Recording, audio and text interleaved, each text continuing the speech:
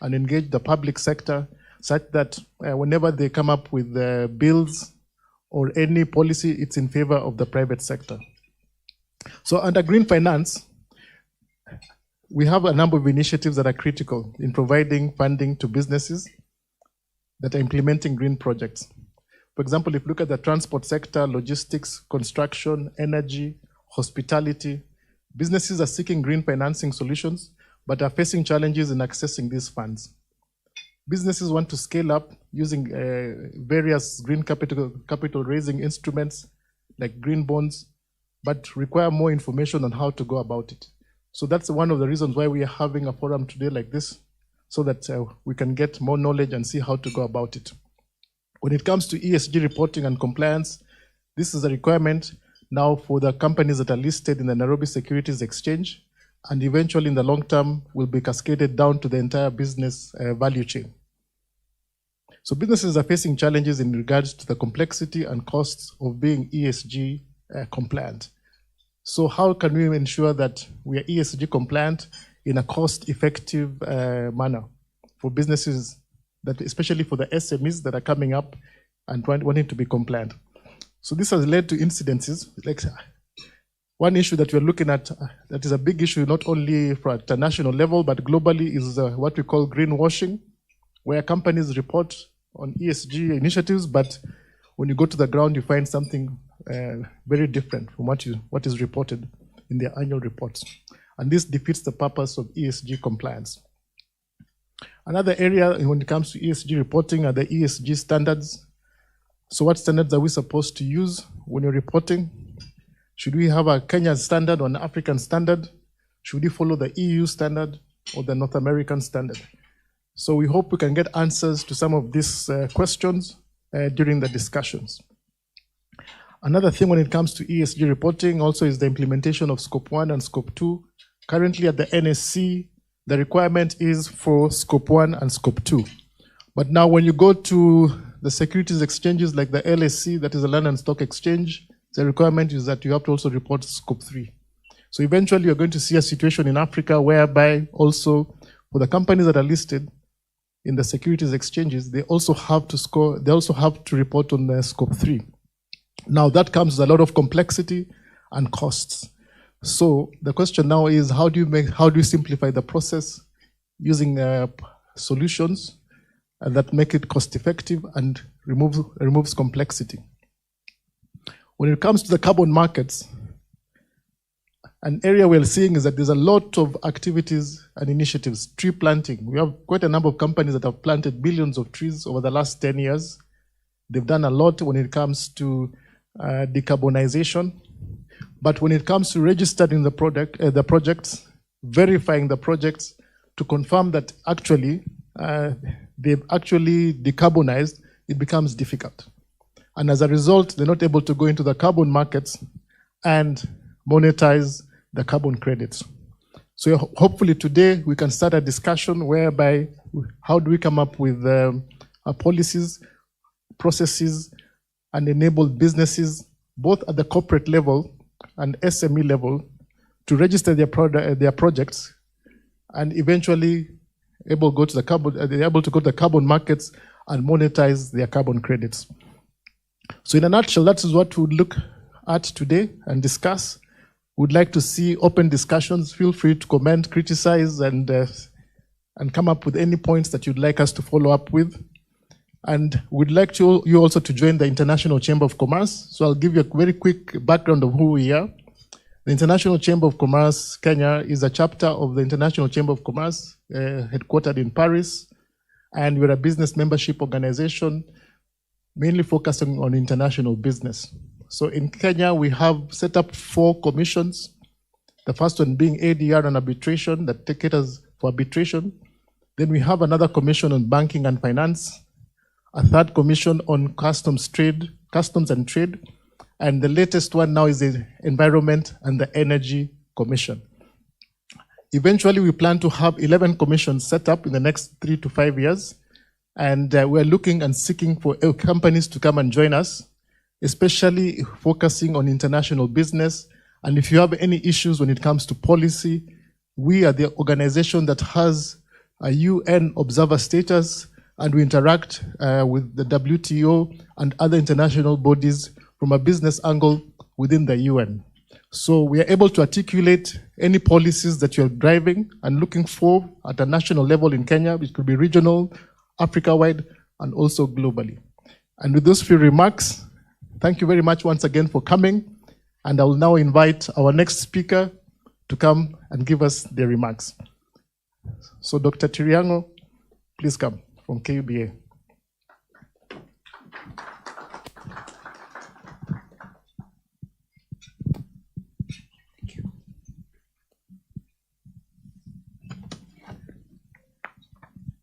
Thank you, Julius, and it's a pleasure to be amongst you today. Actually, the invitation is for Dr. Habil Olaka, who is our CEO, but as late as yesterday, he was called into another national duty, and he had to whip me into joining this meeting this morning. So it's a pleasure to be invited to the ICC and to give evidence of what we do at KBA from an industry perspective. But from the onset, allow me to recognize the ICC Kenya Director and Chair to the Environment and Energy Commission, Mr. Julius Opio, who's just spoken before me, Founder and Chief Executive Officer of Turnkey Group, Mr. Tony Wines, representatives, senior representatives from the Africa Guarantee Fund present here today, all protocols observed.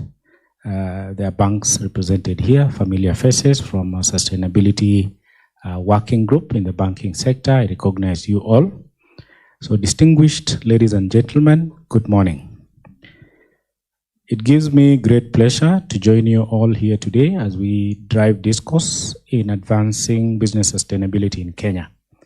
I must commend ICC in partnership with the Africa Guarantee Fund for putting together a rich program that will undoubtedly challenge us all to repurpose our business strategies and to positively impact communities we operate within, the environment around us, as well as the economy at large. Indeed, ladies and gentlemen, there's a growing appreciation that businesses need to actively contribute to sustainable development. I think that has been emphasized by Julius in his remarks. And as we contribute to sustainable development, targeted at ensuring that our objectives go beyond profits to supporting sustainability of the people and the planet. This is particularly important at a time when our gears are turned to accelerate economic recoveries from the devastating effects of COVID-19 pandemic that disrupted operations in unprecedented ways. As you well know, poverty and inequality, together with accelerated climate change, have now become integral concerns.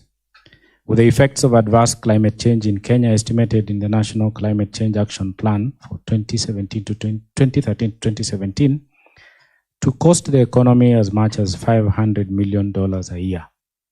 This is not small for our size of the economy. These losses could lead to lower industrial production, inferior crop and livestock yields, forest loss, damage to fisheries, substandard hydropower generation, and reduced water supply. Besides the effects of climate change are increasing concerns over environmental pollution that continue to emerge with detrimental effects on human health. Against this backdrop, however, are new opportunities that are emerging to mobilize the innovative capacity of businesses to better meet the long-term needs of the real economy in a sustainable manner. Kenya's real estate and banking sector, for instance, have led the way, showing tremendous potential in encouraging the country to transition into a green economy. As envisaged in the Kenya's Green Economy Strategy and Implementation Plan, it's estimated that the country needs about 2.4 trillion shillings to attain this feat. Springing out of this realization, green bonds have been identified as one of the innovative tools that can support the transition to green economy. As you may be aware, in 2019, Econ Holdings a real estate firm, issued East and Central Africa's first ever bond. The proceeds from the bond were utilized to build 5,000 environmentally friendly and affordable student accommodation in Nairobi and its environs. The issuance was supported by the Green Bond Program with its partners including the Kenya Bankers Association, FSD Africa, FMO Dutch Development Bank, Climate Bonds Initiative, and the Nairobi Securities Exchange. The bond was guaranteed by Garanco and structured by Stanbic Bank, one of our members.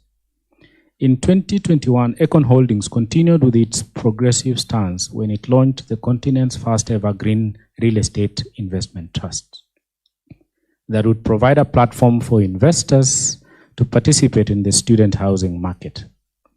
Ladies and gentlemen, recognizing that the success of any tool deployed would be supported by initiatives around it and enabling environment, we recognize the tax exemption feature under the Green Bond Program in Kenya, which was well negotiated, and we also recognize the support that the National Assembly gave to this by structuring that incentive in place. This continues to encourage issuance and the development of a domestic green bond market in the country. KBA indeed is very deliberate in seeking collaborations with like-minded organizations in advancing for an enabling environment to spur green growth in the country. We believe these efforts will encourage decarbonization of the various sectors of our economies, those that are currently active in contributing to economic growth and those that are emerging. Certainly, this has not been without the support of the right institutional and legal infrastructure in place.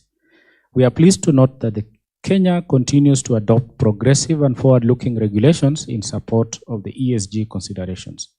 Examples include, I think Julius alluded to some of this, the Capital Markets Corporate Governance Code, the Institutional Investor Stewardship Code, the NSE ESG Disclosure Guidance Manual, and most recently, the Central Bank of Kenya Guidance on Climate-Related Risk Management Framework for banks. All these have been introduced to drive careful management of risks to ensure firms advance ESG-based practices while also safeguarding financial stability. So one eye is on advancing ESG, another eye is still looking at safeguarding financial. Recognizing that investors are increasingly relying on ESG reports as a way of supplementing, assessing their ESG risks and opportunities, KBA continues to make strides towards promoting ESG transparency in the banking industry through our Sustainable Finance Initiative Capacity Building Program. We have trained our members to understand how ESG risks can impact future cash flows of their institutions.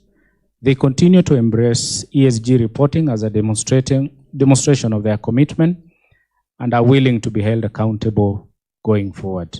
Indeed, our journey at KBA on sustainability started more than a decade ago in 2012. And this received the buy-in of all the bank's CEOs in a round table that we need to transition to more sustainable practices. And indeed, by the time the central bank was issuing the guidance in 2021, already the banking sector had built capacity on this and are ready to take off with greater strides. We are glad to have coordinated workshops around this, in seeking to build capacity for the industry, and have rolled out an e-learning platform that has reached more than 44,000 banking staff. That represents about 96% of the industry. But out of this, 60% have actually finished the relevant mandatory modules that they need to take on. So we have made strides as an industry to build knowledge base, to build awareness, and to build the readiness that we need as an industry to transition much more strongly. I also would want to reiterate that just about a month ago, we actually developed a reporting template, and I think it must be one of its own kind in Africa, if it's not in the world, because what we have done is that we have used the Task Force on Climate-Related Financial Disclosures guidelines to build our own reporting template that soon will be launched as banks gear up to start reporting officially from the end of June. So we're moving swiftly in ensuring that there are disclosures coming to the fore. And of course, any partnerships going forward now, there is some level of sensitivity to ESG risks and opportunities going forward. And of course, Julius mentioned about Scope 1, Scope 2, and Scope 3 emissions. And of course, Scope 1 and Scope 2, maybe not so much a challenge in disclosing them, but Scope 3, we also are very deliberate in building capacity and looking for opportunities to enhance our own capacity to be able to monitor, assess the Scope 3 emissions. So ladies and gentlemen, an emerging opportunity is in carbon credits and the growing opportunities in monitoring decarbonization efforts. Trading in carbon credits is one way to incentivize the achievement of the country's decarbonization targets while also tapping into income and development opportunities. It is estimated that Kenya currently generates about a fifth of all Africa's carbon credits, whose market is projected to reach about $30 billion by 2030. As such, we have a chance to tap into this growing market as we drive the agenda of reversing effects of climate change in the country and beyond, because we recognize that Kenya is a financial hub, so anything we talk about in Kenya has an effect on the region and perhaps soon the continent of Africa. As I conclude, allow me to thank ICC for extending an invitation to KBA and also wish you the very best in the deliberations this morning. I want to believe it's the beginning of many deliberations to come. And as we open doors for further collaborations and engagements such as this, it's our pleasure to be part of the discussions. Indeed, we end by saying that doing good is good for business, not only in the short term, in the long term, and also sustainably into the longer term. Thank you very much and have a good day.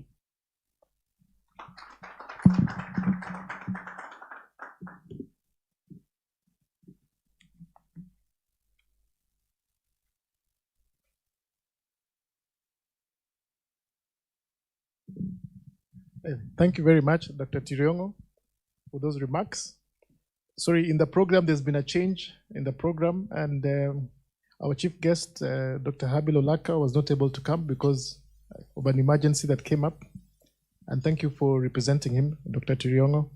And we've also made a change whereby he gave the first opening remarks as the chief guest. And then now we shall have our sponsor and partner and supporter of this initiative from the African Guarantee Fund. I welcome here Patrick Lumumba to give your opening remarks. Thank you.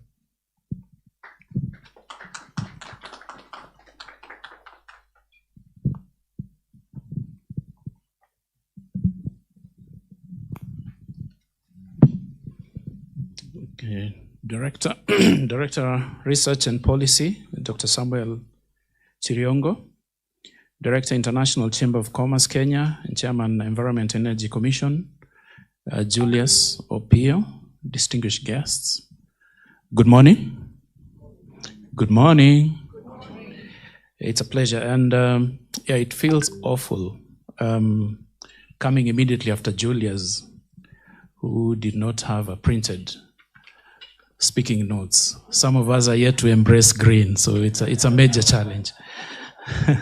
Feels awful.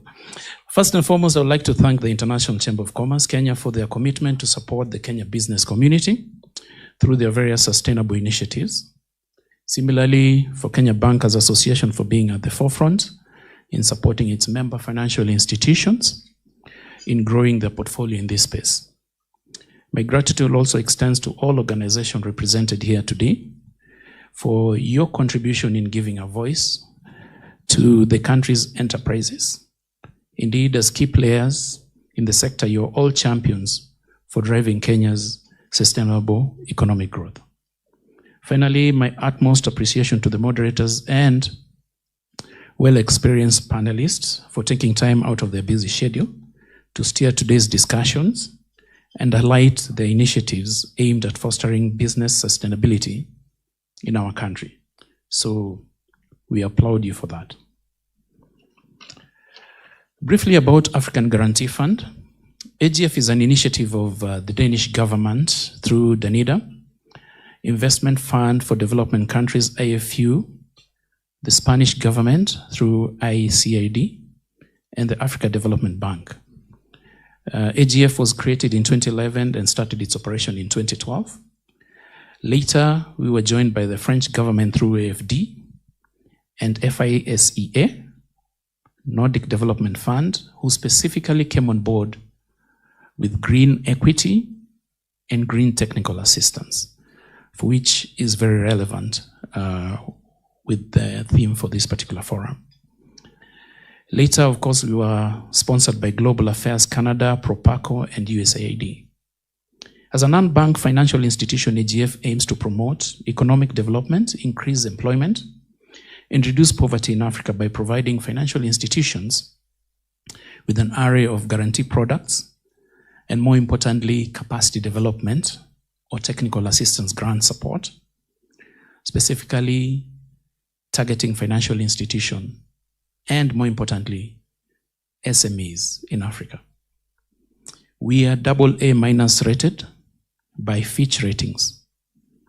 So since inception, AGF has issued guarantee portfolio of approximately 1.9 billion, unlocking more than $3.5 billion in SME financing by partnering with more than 200 partner financial institutions in 40 countries in Africa. Specifically in Kenya, we are partnering with 20 financial institutions.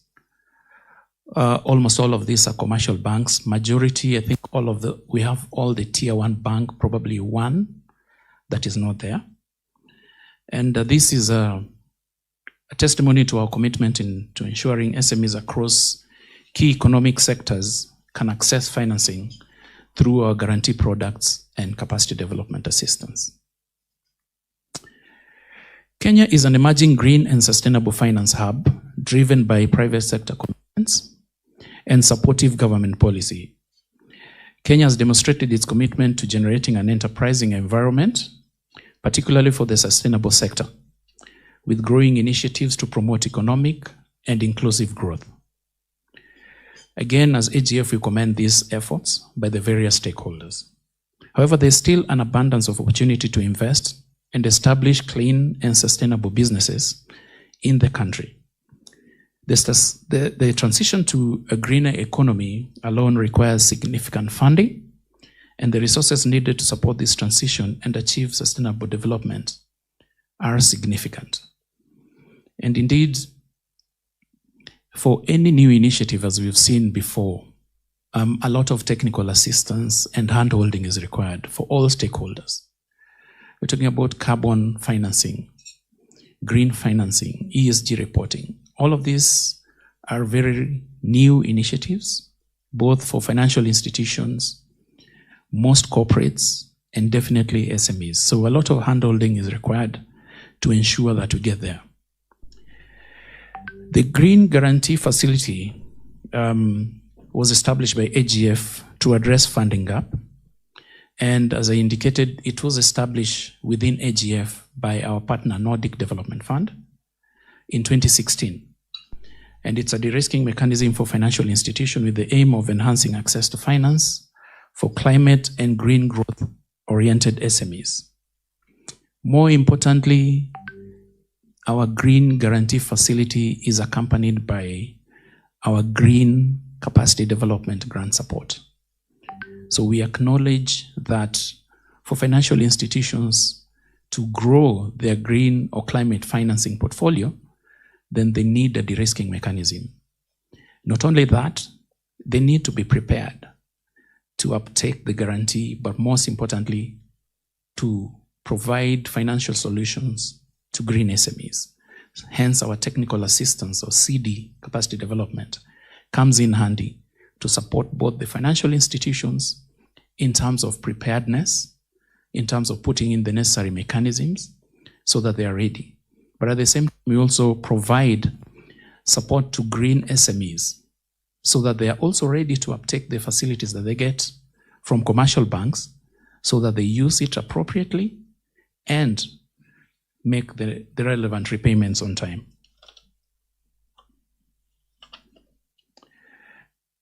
With about 20 partner financial institutions in Kenya implementing Green Guarantee, we expect that these partnerships will bring direct benefits in terms of clean energy transition, climate change mitigation, as well as sustainable employment and poverty reduction in Africa. I'm glad to see some of our partner financial institutions, of course, represented here today. We hope that our portfolio will grow more with more financial institutions coming on board. Working alongside this institution continues to play a key role in facilitating access to financing for green MSMEs through de-risking green guarantee mechanism. And as AGF, we recognize that we do not have all the solutions internally.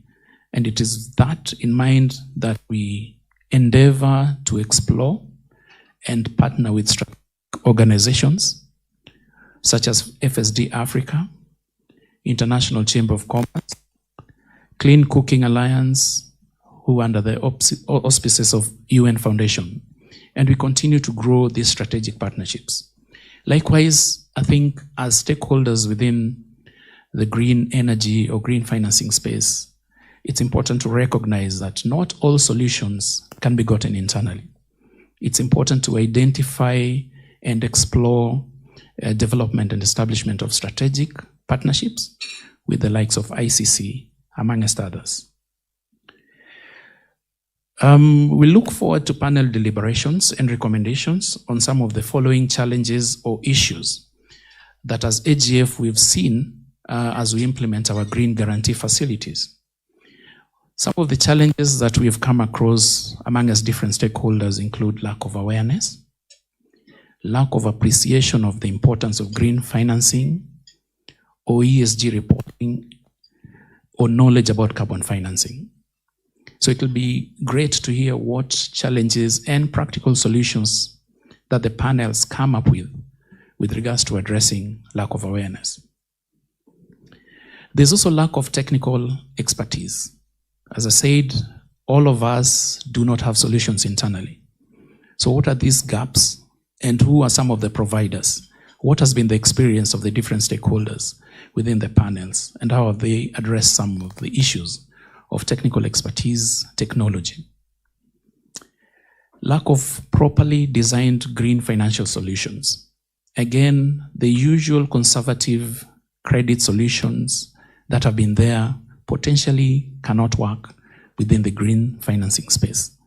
So how do financial institutions craft relevant solutions that are well designed to address the needs of green SMEs or green corporates? Aspects of perceived risk by financial institutions that therefore limit access to financing to green energy value chains. So what are those risks, perceived or real, and how can they be addressed? Space for alternative financing or fundraising for financial institutions. Again, the balancing act between the expectations from shareholders who are focused on ROI, ROA, ROE, vis-a-vis risks in lending to the green financing or green energy space. So how do financial institutions balance? And how can that be addressed? Is there a need for buy-in right from shareholders and board, cascading downwards? And of course, lack of readily available local business case or case studies. Where has it worked? That is usually a question that most stakeholders ask. Where has it worked? In conclusion, as AGF, we are proud to be a strategic partner for this, and we are grateful to International Chamber of Commerce for their efforts in enhancing business sustainability in the country. We look forward to working more closely with them and other stakeholders. We're also open to working with more financial institutions in availing our blended green financial solutions that will go a long way in driving business sustainability within our country. I'm grateful to everyone here for your time and energy in making sustainable development a priority. Thank you and God bless.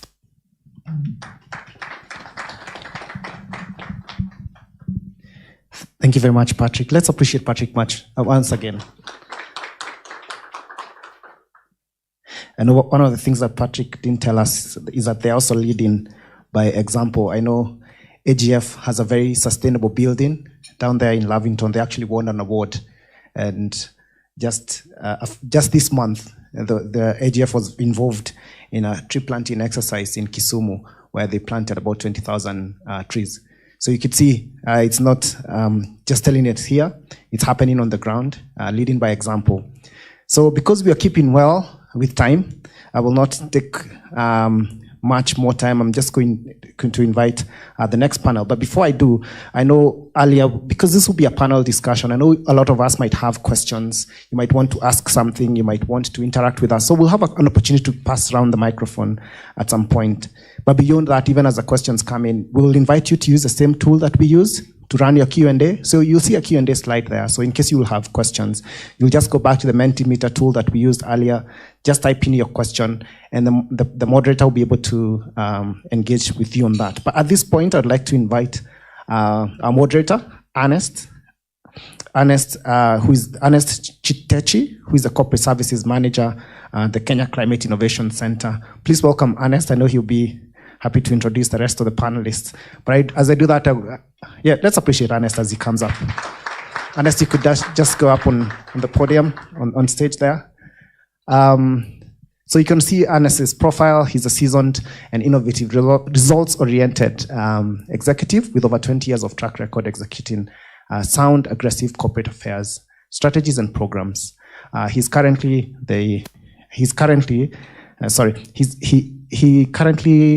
is the Corporate Services Manager at the Kenya Climate Innovation Center. Ernest, please do welcome your panelists. Thank you.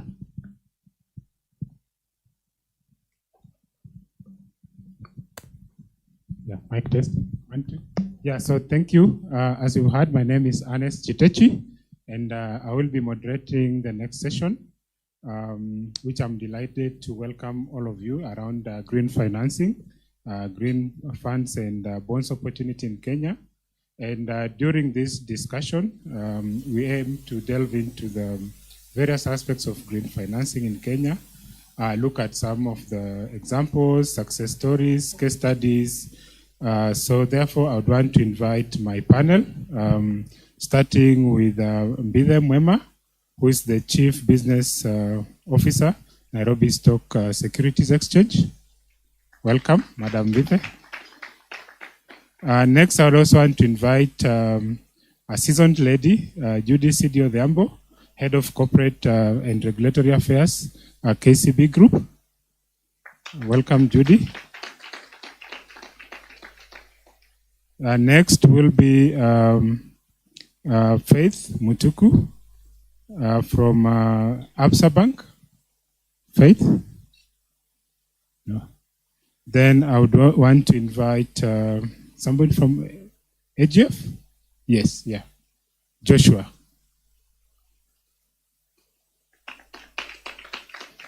Welcome, Joshua.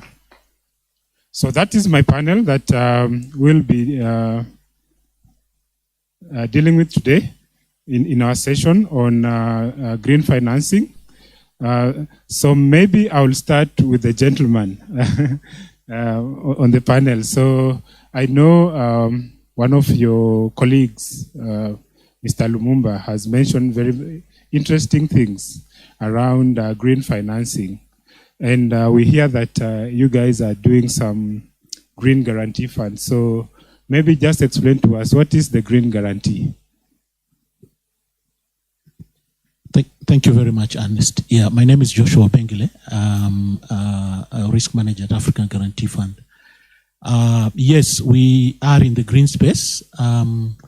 Patrick talked about what we do, but within AGF, we have a couple of products and windows that we've created. One of the windows that we created was a green window.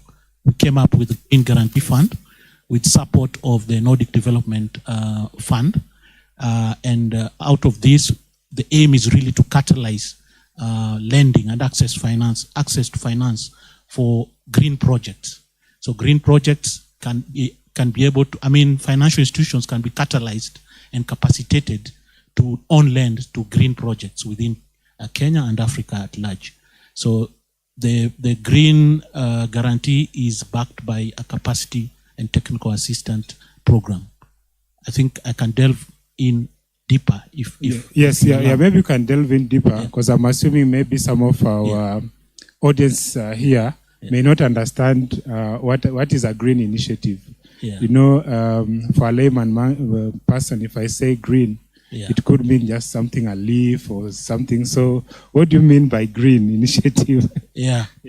So any project that goes towards supporting or addressing the climate change challenge that the world is facing today, that is ensuring a low carbon economy, ensuring reduction in green gas emissions.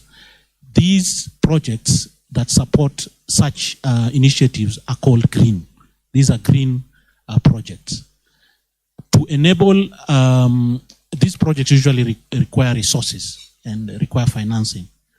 This financing is limited, and it's limited for a good reason, because you find the financials or capital providers of these resources firstly, possibly or probably are not quite aware of what risks they're getting into.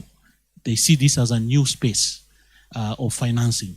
So they see a lot of risks that they don't know how to mitigate or require some mitigation or some support backing to reduce the risks towards investment in this space.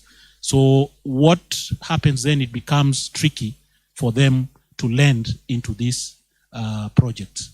But with initiatives like the Green Guarantee that AGF is offering, it helps de-risk such projects. The capacity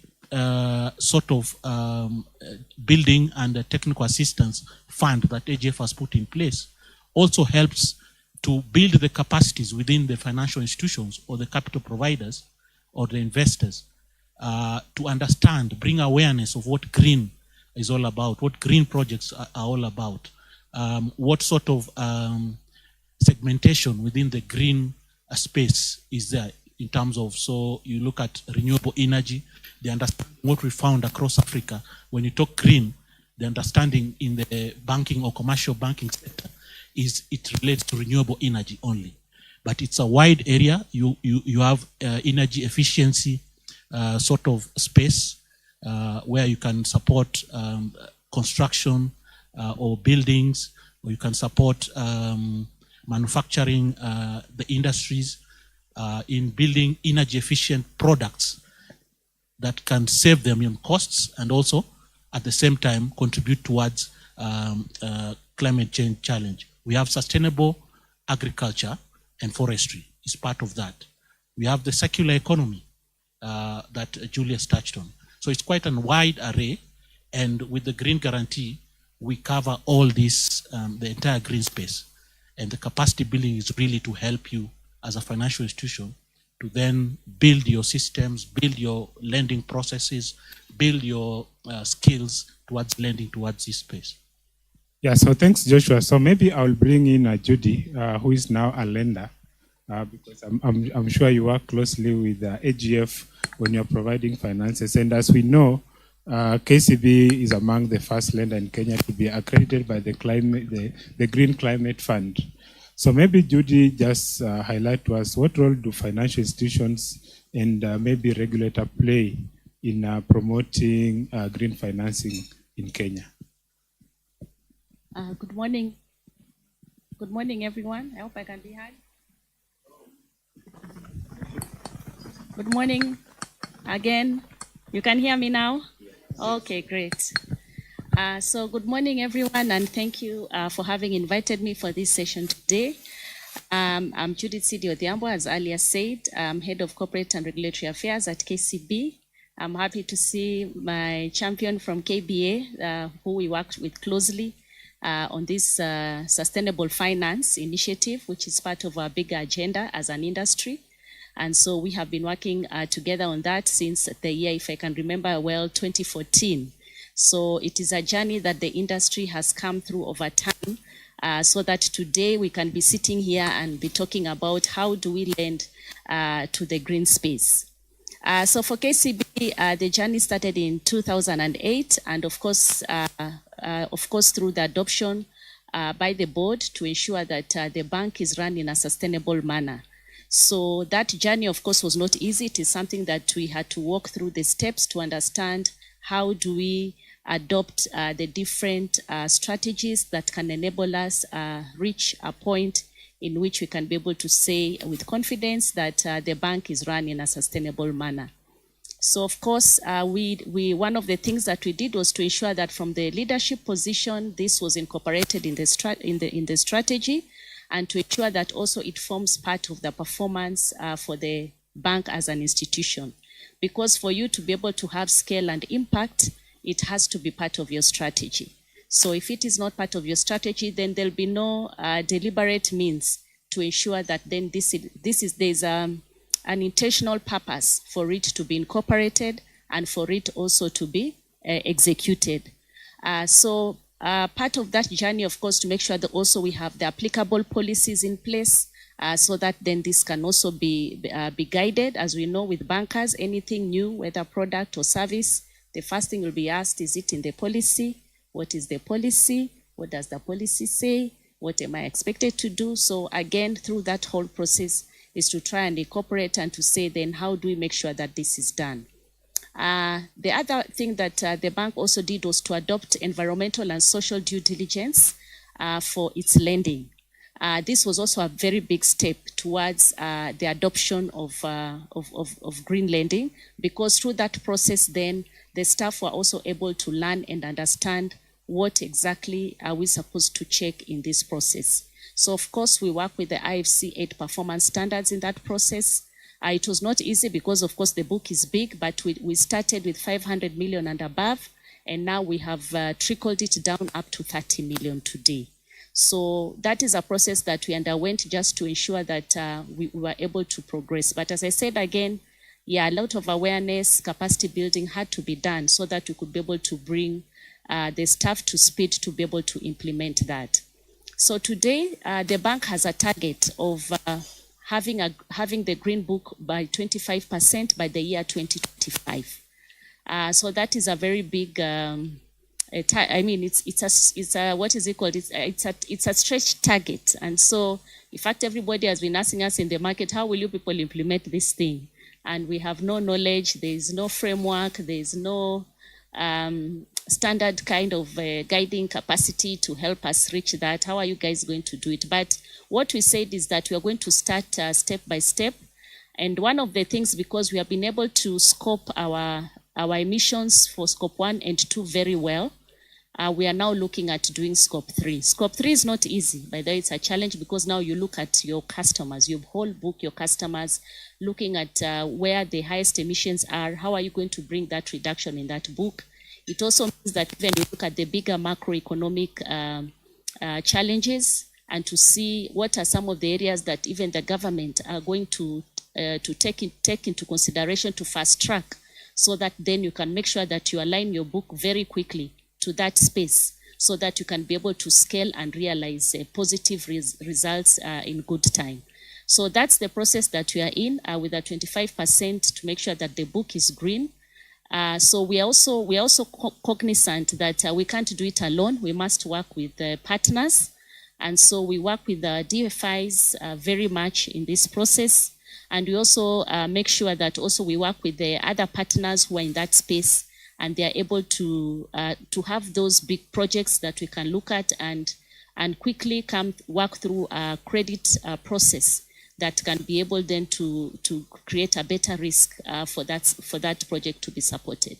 So a lot of work has gone into that, but for me to say is that yes, it can be done, but it requires a lot of capacity building, awareness, and also training of the staff teams to understand what it is that they identify on the ground, and also at the same time to ensure that you work with the partners who can be able then to give you scale. So one of the things as a bank we pride ourselves is that yes, we have the network across the whole country and even in the region. So as you work with us, it is something that can be replicated across very fast. So if we can be able to work together through partnership, then we can be able to realize some of that. So maybe just quickly talk about, of course, I think everything that I've said talks about the products, due diligence in terms of ESDD risk assessments, which must be done, and capacity building. But to say is that, yes, for it to have success and also for business to be able to take it seriously, then it has to form part of your strategy as an organization. So corporate banking have a strategy, retail have a strategy, SME have a strategy for them to be able to bring that out of the whole 25%. So everybody is working towards making sure that then by 2025, we shall be able to realize that. So by last year, 2022, we were at 12.3%. So we are hoping that we'll get there. Thank you. Yeah, thanks, Judy. And maybe if I just bring in Bitha from the Nairobi Securities Exchange. I know many people have been talking about the green bonds. So maybe can you share with us any specific initiatives in Kenya that have been funded through this, the Green Bond Initiative? And maybe do we have any impact numbers you can share with us? First and foremost, thank you so much, Ernest, and the International Chamber of Commerce for the privilege of being here. Secondly, I think there's great work being done by KCB and the Africa Guarantee Fund in terms of green bonds and capacity building. For us, we're a bit of a laggard in the space, but nonetheless, we've made a huge contribution when it comes to bonds in this space. Okay. I hope this is better. Okay, good morning once again. As I was saying, we've also been a laggard, but we've actually made huge milestones in terms of our contribution to this space. Just a bit of history. We started off the work with the Capital Markets Authority, the Nairobi Securities Exchange, and the Kenya Bankers Association to come up with a framework that would define what green bonds are. This was important because the capital markets are defined by regulations, and before there's any issuance of products, you either need regulations, and in our case, the capital markets issued the Green Bonds Policy Guidance Note. On the back of this, we actually have ACAN become the first issuer of a green bond. They came into the market 2019. They started the process between the end of 2019 and beginning of 2020. They actually cross-listed a green bond issuance with a primary listing in Kenya and a cross-listing in the London Stock Exchange. That was a huge milestone for us because they came in and they said that they actually want to bring up student housing. They adopted IFC Edge, and then based on that, they actually worked with different technical partners to facilitate the issuance of their green bond. Some of the learnings that we got from this, it's very expensive to do it. So we appreciate when we hear conversations on capacity development. They issued about $46 million at the onset. It cost them about $2 million to issue this whole process. So there was a lot of capacity development. There were a lot of grants that needed to be extended just for them to come in. The bulk of the costs actually went to the verification process, the transaction advisory process. You do need legal consultants to actually come and give an opinion. You need accountants to give an opinion. And I think in as much as they came into the market, what has been the struggle for us is then to get additional issuers coming into the market. The first thing being the point of the cost of issuance. From then, we've not gotten any other green bond issuances in the market. Nonetheless, we continue to engage with the private sector and the public sector. What we've actually appreciated is when it comes to scale, looking for projects that are $5 million and above, it's a struggle. From last year, we've been working with FSD Kenya, going to 9 counties to date, and we want to go to an additional 9 counties. And what we've been exploring is what can these counties do when it comes to using the green bond facilities for infrastructure, with some of the projects identified being around water and waste and renewable energy. However, when we go there, the capacity and the enabling environment for them to pay back becomes a bit of a mitigating factor. They're unable to pay back, and most of them, anytime you talk about green bonds, they imagine it's a green grant. So we've been going through the basis of, no, if it's a bond, there's an element of you have to pay back. The market interest rate is this, and you have to think about this because most of the counties are actually dependent on the exchequer for over 90, if not 95% of their revenues. So when we are looking for and identifying green projects, you find that they have small little projects. They think they are grants. So the bankability and investability of these projects is quite limited. Second challenge we've actually experienced is in the private sector, then looking for projects that actually qualify to be green bonds and also for the kind of size of issuances that we need. for a certain issuance, it becomes it becomes unnecessary to come to the capital market. It's probably easier to go to the banks. So for our markets tend to focus on the larger ticket sizes. Now, the challenge we've had now in the private sector is we then talk to companies to issue a green bond. But then the challenge is who will be the off-takers of the green bond. For instance, we have been engaged with a company that's considering a green bond, and it is in the real estate sector. For them to deploy the funds, they actually need all the vendors to have gone through a process of coming up with a green bond policy framework, as been prescribed by the previous speakers. And going through that could take you a year, up to 24. Success of it then becomes a bit of a long-winded process where you actually have to talk to the issuer, then begin to speak to the vendors around them to get them all aligned to the green bond framework, the green bond policies, so that over time they can be able to issue. That sounds daunting, but on the flip side, for us, I think anytime we think about the economy of Kenya, the country of Kenya, we're constantly thinking about mitigation projects, adaptation projects, and we're constantly aligning ourselves to what the government is saying. What can we do to ensure the sustainability of Kenya? I come back to the story of Akon. When Akon actually issued a green bond, it was not an issuance in isolation. For them, they were actually asking themselves, how will the real estate sector look like in 50 years? And based on that, then they started working backwards to align. They wanted their whole business model to be sustainable. In doing so, then they aligned with IFC Edge, and when they came into the market to issue a green bond, they actually got the highest level of transparency and exposure to clients, because just issuing a green bond gives you another added advantage, because the principles and the scrutiny and the transparency and verification required is on a very high level compared to a standard investment. When they got that note of approval from the investors who participated in the issuance, then it became easier for them to come issue other market products. They've been in the market, they have a real estate investment trust, they've been raising capital, 2021 raised capital, last year raised capital, and are constantly in the market each and every single year raising capital for their development projects. So when we think about it in that context, then we do see the value proposition, not only for the real estate sector, but for other sectors such as manufacturing, renewable energy, even the government, and what have you, to actually think about the sustainability of the economy that we are in and consider the green bond issuance process in as much as it's a tedious process, because it gives you a check and ensures that you are aligned to the overall sustainability of the environment. Final contribution to this is what we're doing with the government of Kenya. There have been ongoing conversations for a long time now with regards to the issuance of a sovereign green bond. And that's still an ongoing conversation that needs a bit of regulatory review in terms of how the regulations are, the PFM Act, how the counties are engaged. But we continue to engage with the focus being, is there a possibility for the government to issue a green bond and then look for strategic projects at the counties? And rather than have the governors with the responsibility of issuing a green bond, because the governors have a 5-year term window. So if I get out as a governor, then it's no longer a priority. However, if you actually have it at a sovereign level where we say we will issue green bonds to develop our water infrastructure, which is quite dilapidated, to develop our renewable energy, to develop infrastructure at the county level. If you have it at that level, then it becomes a sovereign issuance of a 20-year or so green bond that's focused on water. And some of the things that then we start to put on the table is, how will these projects be bankable? If I stick to the water segment, then a consideration that we have been putting on the table, and we're happy to hear conversations and comments on this, is the fact that today when you get your water bill, you have 2 lines. There's what you pay for water. A majority of your bill is actually for sewerage.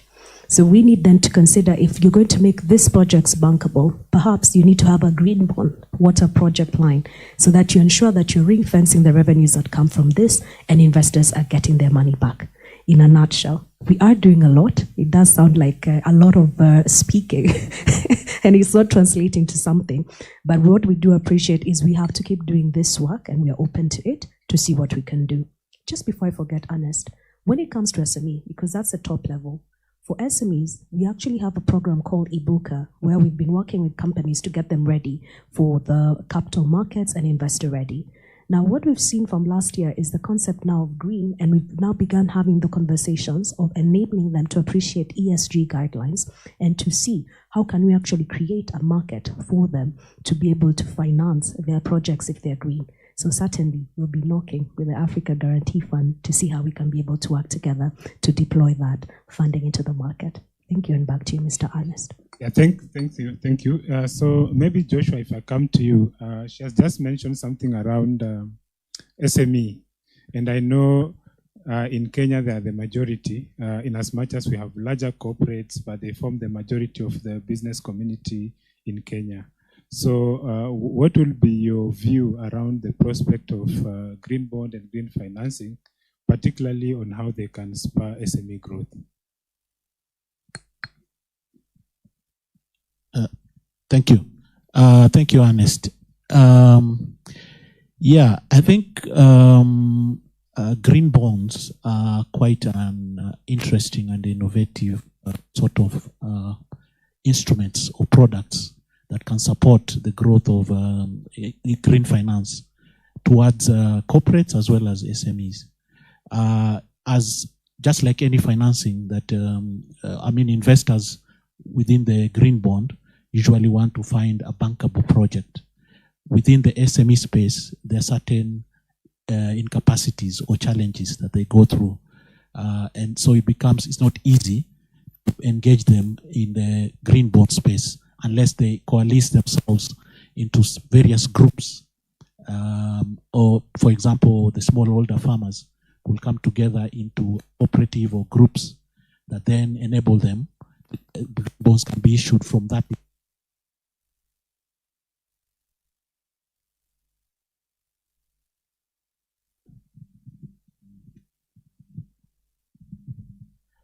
Yeah, green bonds can be issued from that level and not at the very individual farmer level.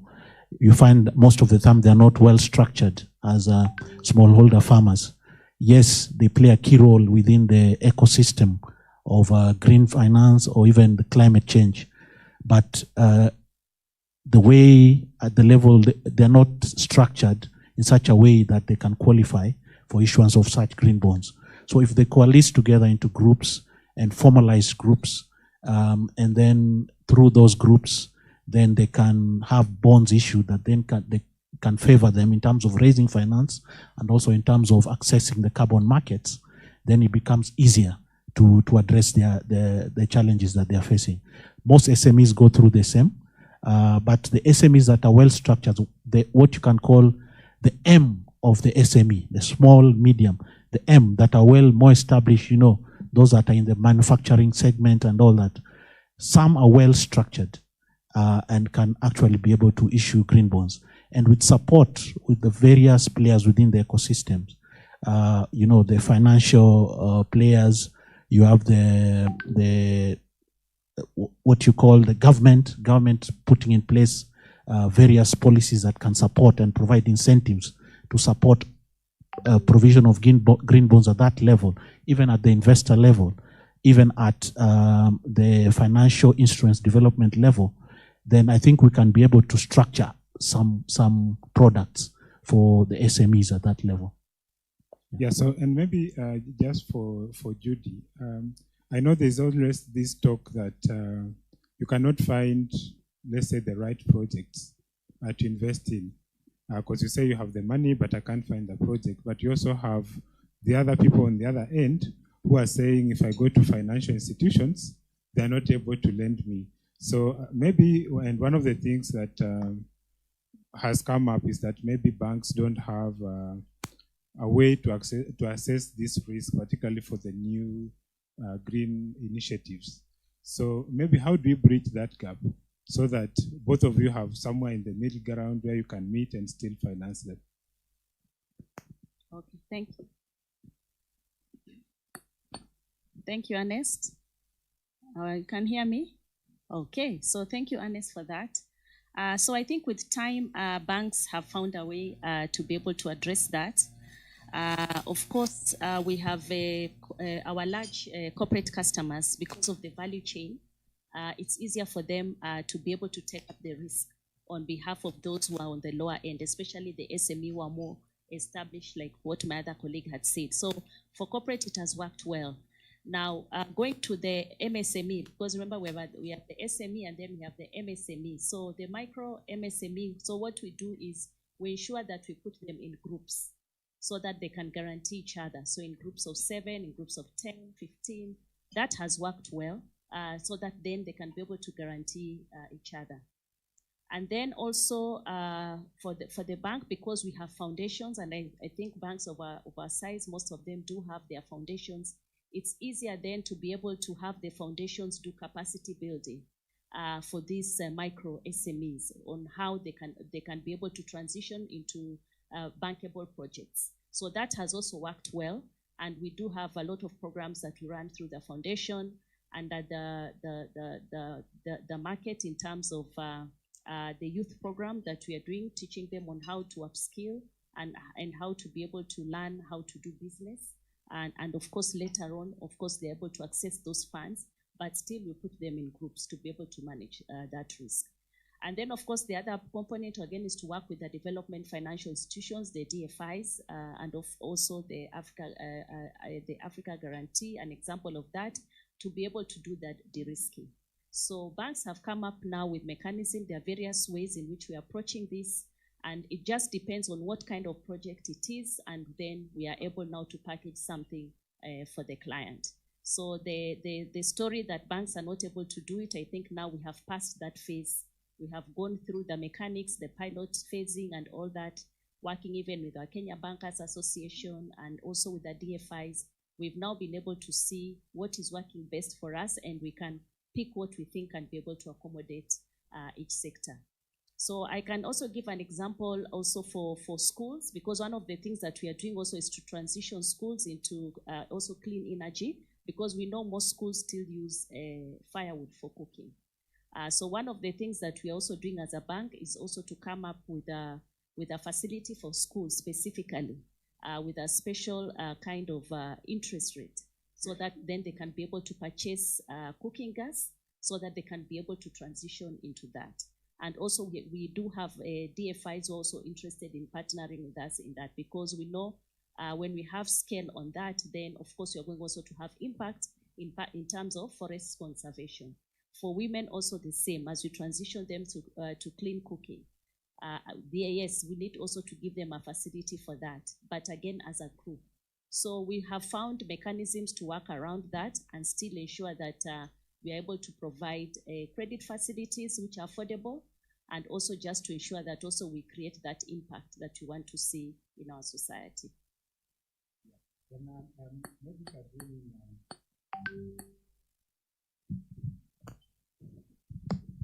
Yeah, if I bring in Madam Bithe, I know the discussion around green financing and green bond is very common among maybe this audience here. But if I go to the street somewhere here and actually ask someone, what do you understand about green financing, green bond? They'll just tell you it's something I've heard. So maybe as from your perspective, since you work with different companies, what do we need to do to maybe, one, demystify green financing, green bond, and remove some of these barriers so that as we discuss green bond, because it's a very noble initiative, how do we make sure that all of us are able to understand what it is, what are the mechanisms, and how do I access it? Thank you so much for that. I think there's a context of capacity building and teaching. We've done it at the counties. Actually, 2 weeks ago, the NSC was in Wajir. You know, who would imagine going all the way to Wajir to talk about it? But I think there's an opportunity to go to the different counties and enumerate what does it mean to consider a green bond and identify. This is how we've been doing our projects in the 9 counties. So every county we spend a week, at least minimum 4 days, maximum 4 days. The first day, we go and we speak to the county representatives, so the governor, deputy governor, and his officers, mostly in the environmental team. We walk them through what is a green bond. We walk them through the verification process, and then after that process, we then have an engaging session where we then discuss what are the possible projects that you have in your county that need funding. So when they identify these projects, then we start going in granular and asking, of these projects, how much revenue do you think you can get from it? Because for instance, somebody will come and say, we want to put solar panels in the market. That is a great initiative. But for it to qualify for a green bond, over and above having it verified, it needs to be a bankable project. So the next question becomes, how much do you actually get from the stalls? So if they say they charge 50 shillings, then the consideration is, if you put the solar panels, what kind of funding model can you actually deploy so that we ensure that the green bond element that goes to solar panels is being repaid? Then on the second day, we sit with the private sector. So the county then invites different stakeholders that they engage in, cutting across different sectors of the economy that are representative of what is happening in the different counties. We have a similar conversation with them. Now, this is important because the process of raising a green bond for a county is akin to actually raising a typical bond by a county. So over and above the verification process, the county does need to engage with a ministry, with the treasury, to be able to come up with a task force. Then it's the ministry that then goes ahead of it and makes a presentation to cabinet, which is eventually taken up by the Central Bank of Kenya, and they issue a municipal bond, which is a green bond. For the private sector, it's your typical process. Identify your projects. If they're bankable, go through a verification process, make an application to the Capital Markets Authority and the NSC. When we go through that process of coming to market, then the final part of the conversation again is, what projects do you have that you think could come into the market? And then the next conversation of, are they bankable? Because we normally show them the yield curve. For us in the capital markets, we don't have guarantees, so our pricing is actually anchored on where the yield curve is. However, as an industry, we are working with different DFIs to be able to seek guarantees and bring down the cost of green bonds.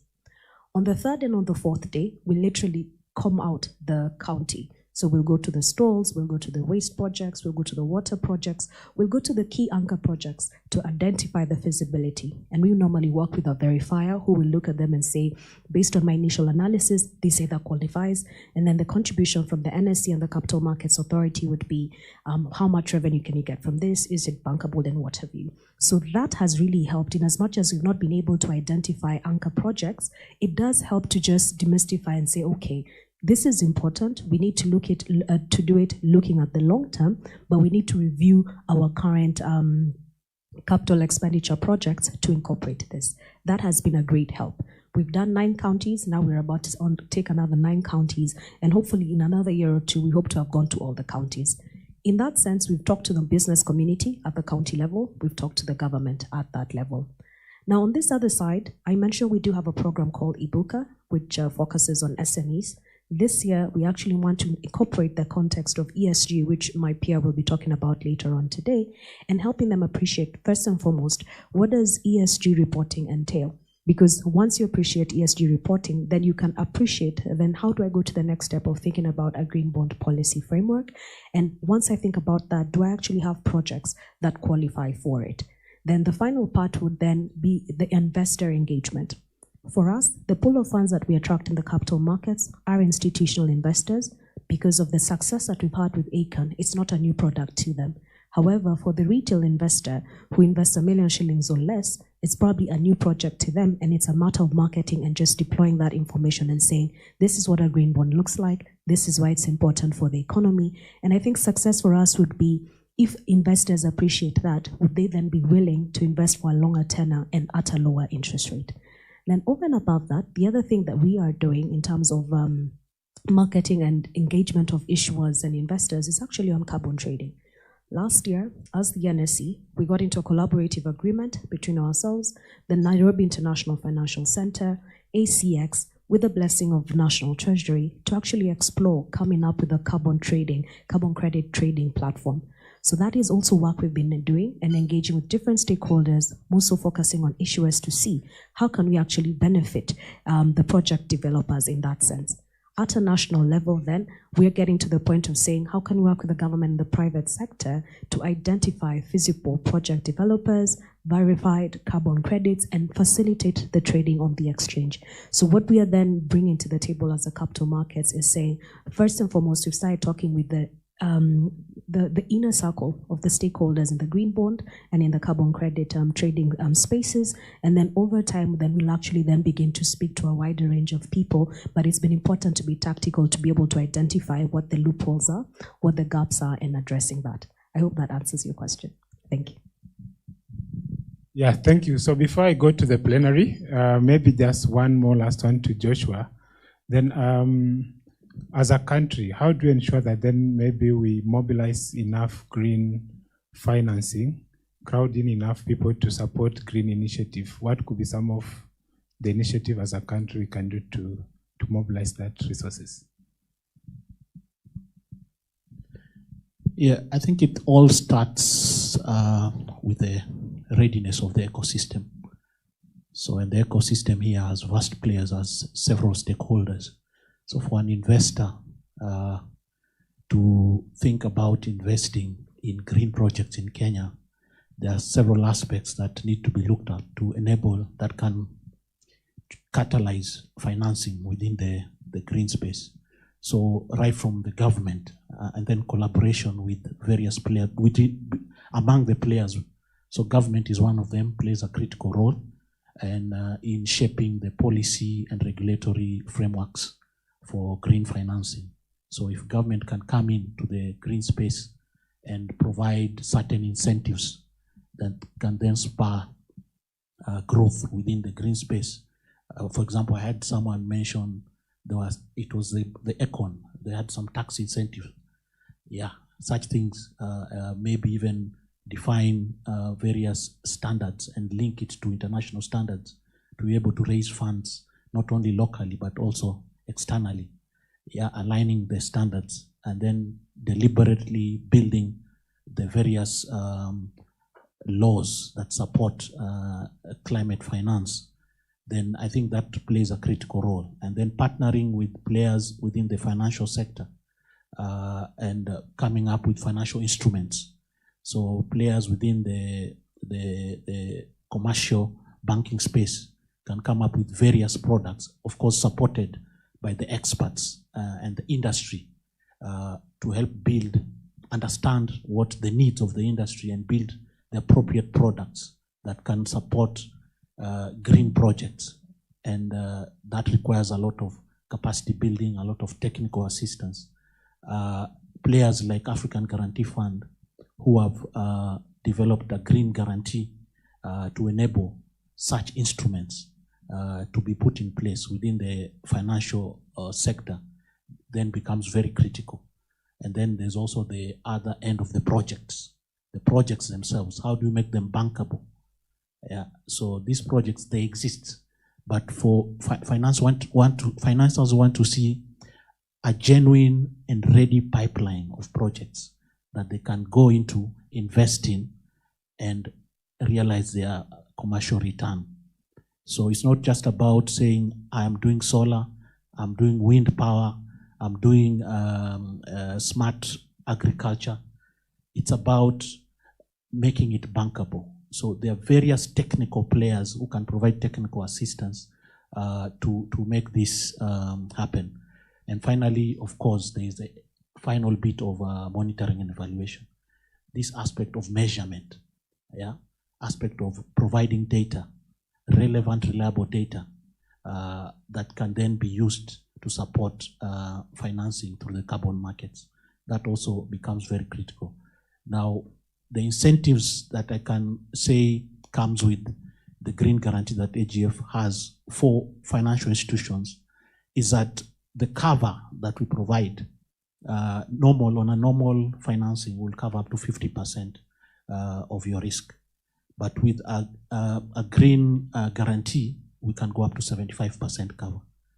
Also in terms of pricing, we give hefty discounts for green guarantee projects. So banks that have taken green guarantees from AGF then get very hefty discounts, and in terms of their fees that they pay, it's quite discounted. So they get that benefit as well. The technical assistance is another benefit that is not only geared towards training, but also developing your policies, your processes, your systems to lending towards green products, building your skills of the staff who are lending in that space, as well as putting in place reporting mechanisms for M&E. So that, in a nutshell, then it's all about the ecosystem. If those players can collaborate and come together, then I think it will be easy for green financing.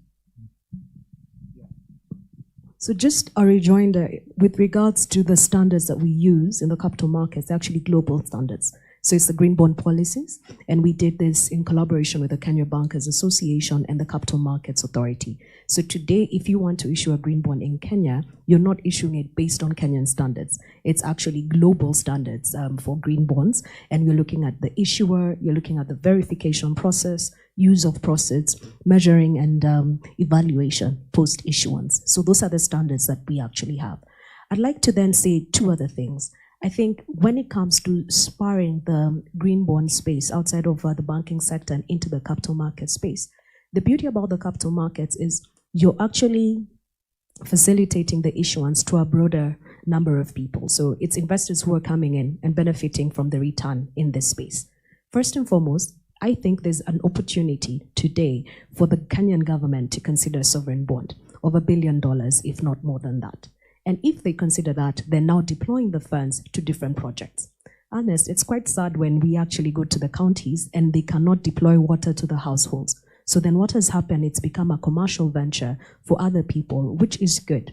But then we keep asking, I don't have children, but at least my siblings ask themselves, what world are we creating for our children? How are they going to access water? Should they be paying a premium for water in the future? So when you look at some of these projects of water, and enhancing access and availability of water at an affordable rate, that priority area. Also, when it comes to the forest, what can we do to protect this forest and to be able to generate carbon credits from them? So first thing, the debt ceiling that we're currently at, we do need people such as African Guarantee Fund and other guarantors to come and take on that guarantee and then facilitate the issuance of this at below market. Because frankly, bringing this to the market at 14% or above be tenable for the current government. If they can be able to get a 20-year issuance that comes at less than 10%, it does help us then to generate interest and also protect our environment in the future. Second consideration then is for the issuers that are here, or for those of us here who know other issuers in the market, we need to bring these opportunities to the market.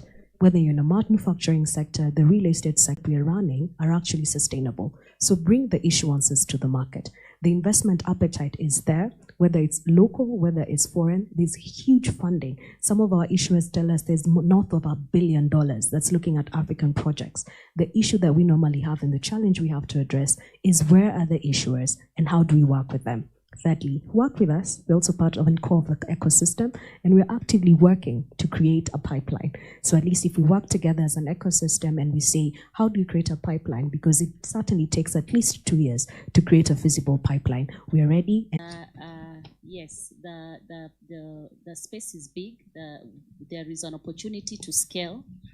Even for us as a bank, we can't say that we have done everything. We still need to work with various partners. Every day when you look at particular projects, we feel that we need partners here, partners there to be able to make them a reality. So it is a very big space that we can all be able to collaborate and partner. It is one space that I always joke around with my colleagues in banking that we don't compete when it comes to sustainability.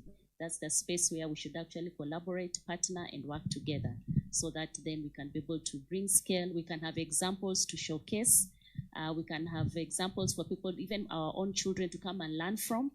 Because once they see these examples, then people will see the practicality of making it happen. And it's actually not difficult, but I think it's because we don't have enough examples that we can share and people can see so that they can believe that this can be done. So that now the story of saying that we don't have bankable projects will be a thing of the past. Yeah, thank you. So I want to move to the plenary. Maybe just take 3 quick questions. Maybe I can start with the tables on this side, then I'll move to the ones on the other side.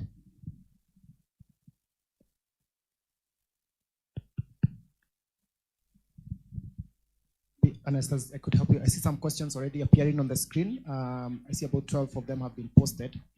Sorry, it's actually behind you. It's not very well positioned. Don't know how we run through them, but maybe I could just read one of the questions that's coming up.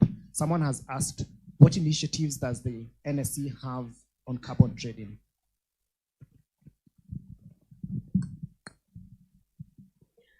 As I had mentioned, we have gotten into a collaborative agreement with the Nairobi International Financial Center and ACX, which is a company based out of Singapore that facilitates carbon credit trading. What we've done this year is we want to facilitate an auction trade, an inaugural auction trade for carbon credits, and secondly, create the trading rules for carbon credit trading. Our initiatives then are focused on seeing how we can facilitate this through the OTC markets. We have an OTC market called the Unquoted Securities Platform. And then once we test that feasibility, to go on and develop a full-fledged carbon credit trading platform. Setting up any trading platform takes millions of dollars, and it has to be a feasible and commercially viable project. So we faced it and said, first thing, let's test the feasibility, because we do know that trades are happening, and about 23% of carbon credit trading last year is coming from Kenya. Second thing then is to appreciate and approach the project developers, and that's the phase that we're in. We've already identified one, and we are trying to see how we can facilitate that trading. And then third thing is to set up the trading rules, and then finally start to set up the regulatory environment under the Capital Markets Authority so that we can create a functional trading ecosystem. Thank you. Yeah, thank you. So there's one about, maybe this will go to Judy, where somebody is asking, given that AGF is creating a risk-free lending, can we expect to see a 3% per annum lending rate?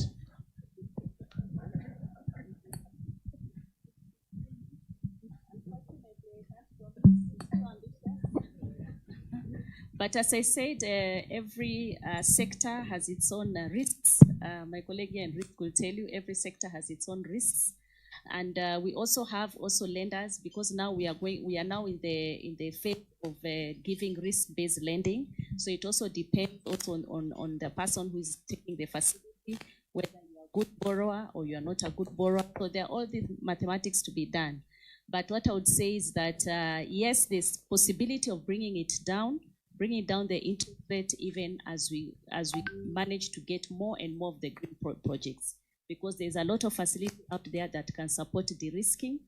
So if the person has a project, please let him come and see us, and we can be able to speak how whatever project it is, we go and see, so that then we can be able to see how best they can get a best facility for it. Yeah, maybe there's also another one which is for you, now being the only lender. How is KCB ensuring that green SMEs capture, report, and benefit from carbon credit? And what challenges have they encountered in this process? Okay, so the green, what I would say is that the green space, one of the things that we have encountered is even identification. So that's one of the things that we did train our staff to be able to identify what exactly are the green projects, even as the customers, of course, will tell you this project of mine is green. Secondly, we have also, what we have done quickly is to make sure that we also have a green lending policy. So that also enables us to be able now to work with a policy that can be able to support that space when working on it. Thirdly, we have not gone into the carbon markets, but it is something that we are very keen on. So even as my colleague here was talking about what they are doing, I'm very keen. And so those are some of the things that we are looking at. What can we do then to enter that space and prepare ourselves in early time? But yes, because already we have put the framework and the foundations in place, I think going into the carbon markets will not be a difficult thing. It is something that we can be able to plug and play when the opportunity comes. And maybe this will go to Joshua. There's someone who is asking, kindly elaborate on the de-risking mechanisms.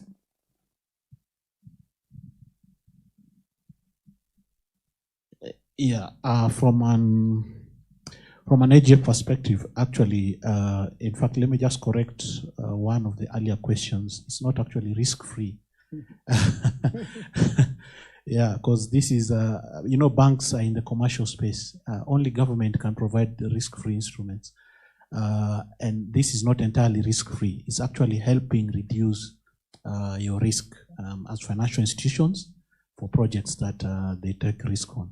So in terms of the reduction of interest, I mentioned earlier that our guarantee has certain incentives to the bank to help them, one, de-risk their green portfolio, but also consider the projects that they're financing and see what benefit they can then pass on to those projects.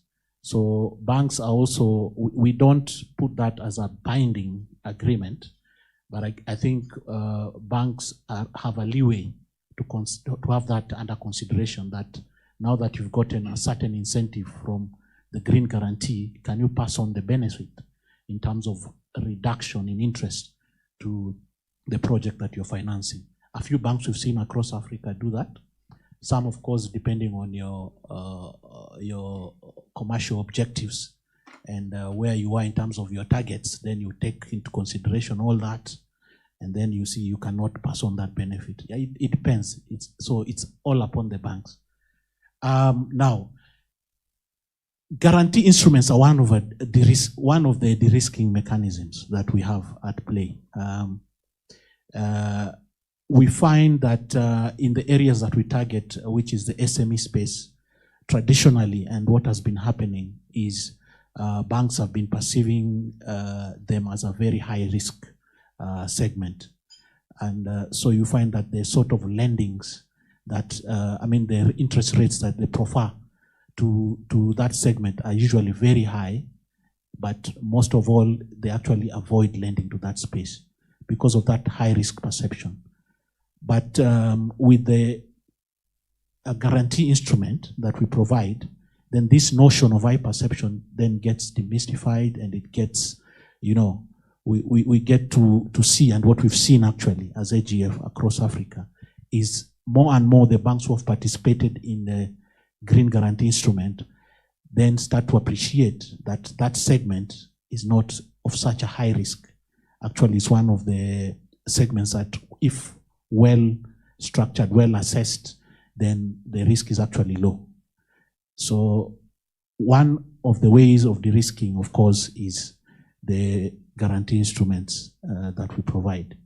Of course, there are other ways that banks use to de-risk their exposures. Of course, they take collateral. Yeah, so they usually ask for collateral, and that's one of the biggest problem and challenge we have at the SME space or startups.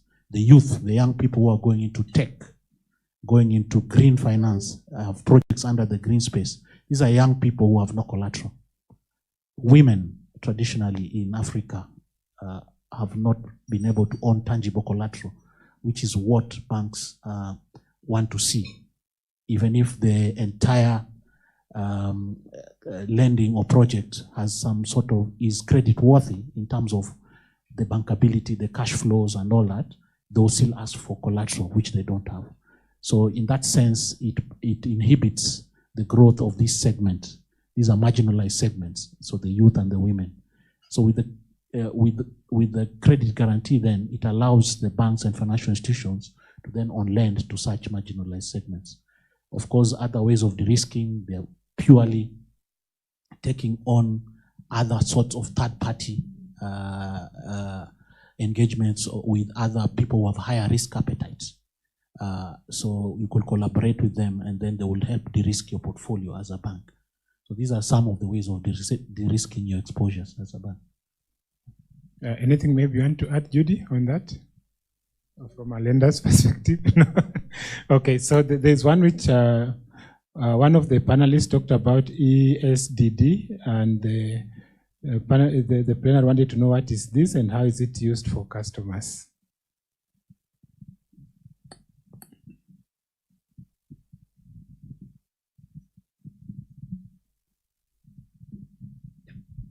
So apologies for that. I should not have made an assumption. So ESDD is environmental and social due diligence. So basically, this is part of responsible lending, in which, as a bank, because most of the time we're the people who lend to the various sectors of the economy, and each sector, of course, has its own risks.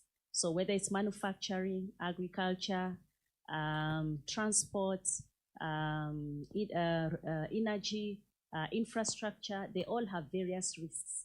And so what happens during the assessment, then the banker will be able to review against some 8 performance standards under IFC, to look at the different parameters to see have these risks been addressed. And if these risks have not been addressed, how is this customer going to ensure that they mitigate against it?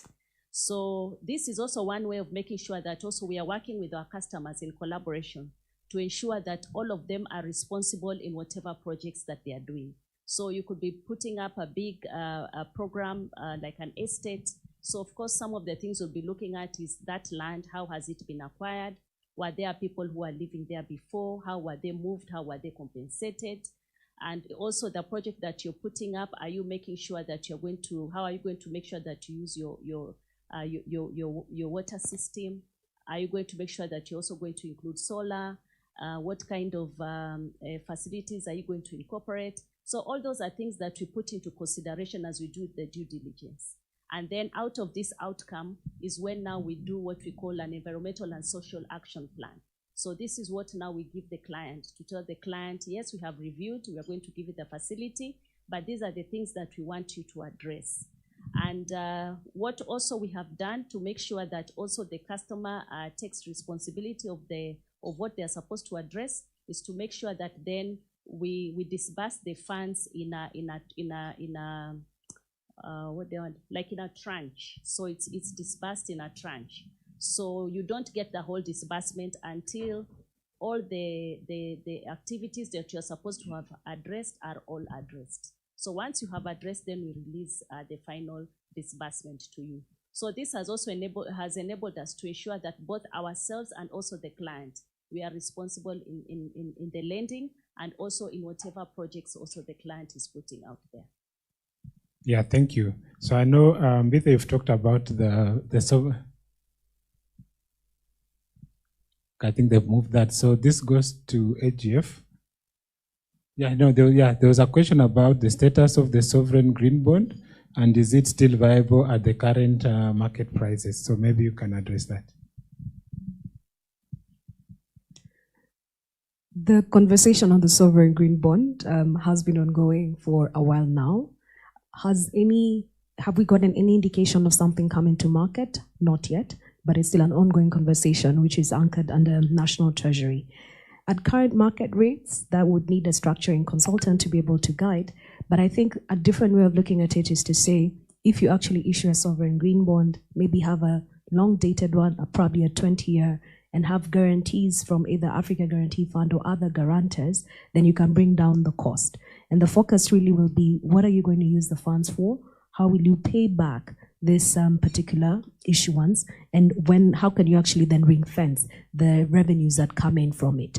It's an ongoing conversation. There are different players in this space. But I think with the recent move with the Kenyan government in terms of climate finance, with Kenya hosting a roundtable for climate finance professionals and carbon credit ecosystem in September, then it's actually gaining momentum. But at the point that they actually bring the application, don't worry, we'll be out there shouting about it to see that it's been done. But it's an ongoing process. Thank you. Yeah, thank you. So I think we'll take the last one, and this is to you, Joshua. How does AGF's capacity development assistance play a role in the green finance for SMEs? Thank you. Now that I have my director of capacity development in the room, I think that question should have been deferred to him. But let me try. Yeah. So in terms of capacity development, AGF has quite a robust sort of fund that to help build various capacities, not only on the green finance. We also have projects in the women's space, the AFAWA, that is sort of sponsored by African Development Bank through the G7. We have the normal portfolio that we support, and this capacity development, there are funds for that as well. And the way it's structured is that we use it as a risk mitigation tool, actually. So the way it's structured is for any partner that we enter into a partnership with in terms of guarantee, then we avail the capacity building. So at any moment that we are going through the normal assessments for a guarantee, And when we are undertaking our due diligences on the potential partner, then capacity development also undertakes its own due diligence to try and identify the existing capacity gaps within the financial institution and within the portfolio that you want to have covered, and then comes up with the various gaps, and together you come into an agreement, because it's a matched fund. It's a matched fund, it's on a matched basis, so we can only finance you for capacity building up to 50%, and then you match it, we match it to 50%. So we identify common areas that we think, once addressed, will help mitigate the risks that also on the guarantee side have been identified. So that's how we use the capacity building. But it covers the entire spectrum of our relationship. So whether it's about coming up with an SME strategy as a bank, maybe you've not been lending to SME, and you want to go into that space, we'll use our capacity development fund to develop that for you, or together we'll develop that. You want to put into place various lending policies and procedures. You want to develop systems that you can use to on-lend to the SME space or to the green space. Then we can use that fund to develop that. More critical, before I forget, is you've been talking about ESDD, but we also use the capacity development fund to support for every guarantee that we enter into, we provide or we issue, or partnership we enter into. We must undertake an environmental and social due diligence ourselves. That for us is mandatory. So we'll assess your ESDD, E&S policies. We'll assess your capacity to undertake such due diligences. And then we will then tick that box and say for E&S risks, you're okay. So that is mandatory for us. And we could use our capacity development fund also to help build that for you. You could not be having an E&S sort of policy and structures, but with the fund we can then come in, identify that as a gap, and then help build that for you. So this is how the capacity development fund works. Okay, thank you. I think I can see the very final one. Someone saying KCB, KBA has a giant carbon footprint. How many trees have they planted to offset this carbon footprint?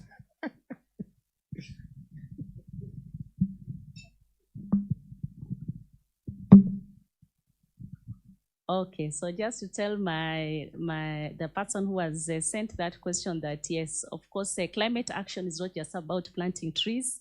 Also, what we are discussing this morning is also part of that, reducing emissions. So sometimes we get it wrong. We think it's all about taking pictures and planting trees. But yes, we do plant trees. So for KCB, what we have done, we have adopted 2 forests.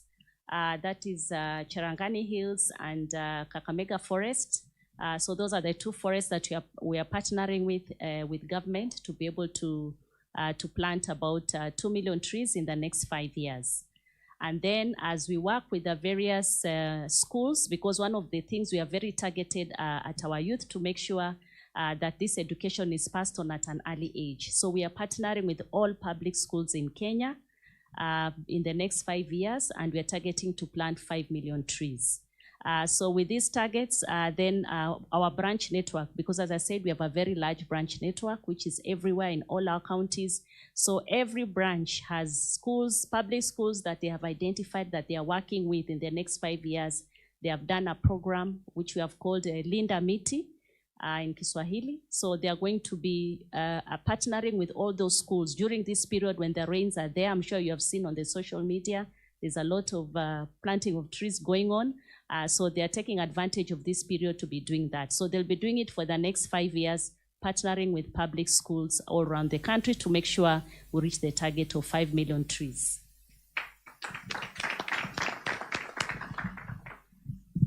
Yeah, so at this moment, I just want to thank my panelists for those insightful discussions that we've had today. As you had been told, I'm Ernest, I'm from Kenya Climate Innovation Center. We also play in that sector, but ours we focus mainly on small and medium enterprises, where we look at capacity building those enterprises, providing them with actually financing, and then moving them to where now KCB can pick up and give them growth capital. So for us, it has been very enlightening experience, and I think we'll also reach out to Nairobi Stock Exchange to see how can some of our alumni then maybe actually go out and see whether they could benefit from the green bond. So before I conclude, I don't know if you have any parting shots to the audience. So maybe I'll start with you, Mbite. It's to you, Ernest. Bring them. So the minimum issuance size in our market today is 50 million shillings. That's visible. So we would be happy to work with these companies and bring them to the market. And for our audiences, I hope you can be able to go out there and speak on our behalf. We have the policies, we have the market framework. We would like to share the opportunity to actually raise green bonds and sustain our environment. So for issuers or for investors, our doors are always open to you, and we welcome you to work with you in enhancing this in the capital market space. Thank you so much. Again, this morning has been very enriching for all of us, and I'm sure we have all learned about what is happening in the banking sector, of course, through also my colleague from Kenya Bankers Association. And yes, we are very much aligned to ensure that we do drive the green economy for the country. And so we would like as much as possible to partner with some of our DFIs and all those people who are in the various sectors that you are doing something in the green space, and probably you're wondering whether banks do something about it. Kindly, we do reach out, send us an email if you can't reach anybody on phone. I'm around, so you can be able to, I can give you my card so that we can drive this conversation. Because as much as possible, we want to scale and to make sure that we have examples of green projects around this country. I know they are there, but we need to partner so that we can scale and have a better story to tell. Thank you.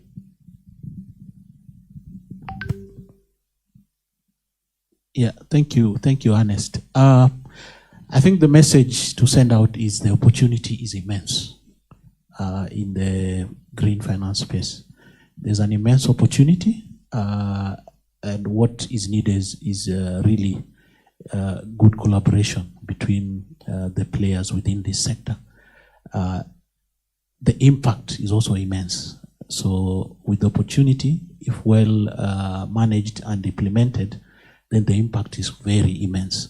So it's just to encourage all the players in the room, do not shy away from engaging, do not shy away from taking deliberate steps to push your project, to push your financing targets for the financiers, to seek investors, to put in place various structures that can help them, can help out support the initiatives that are out there that can help afford a low carbon economy.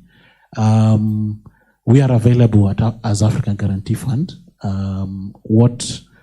Normally we partner with financial institutions, but for green projects, we also have another exception whereby green projects,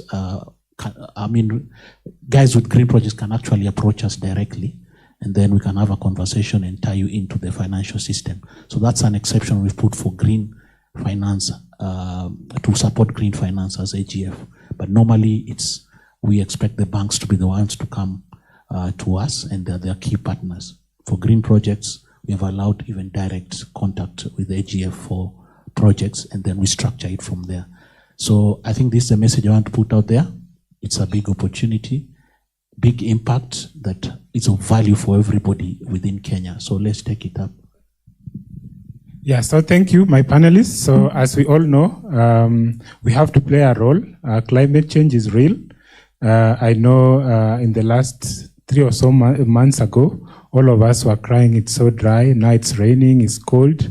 So it's upon us to take any baby steps you can take. And I think green financing is emerging as one of those powerful tools that can support us to enhance our green initiatives. So thank you, and thank you to my panel.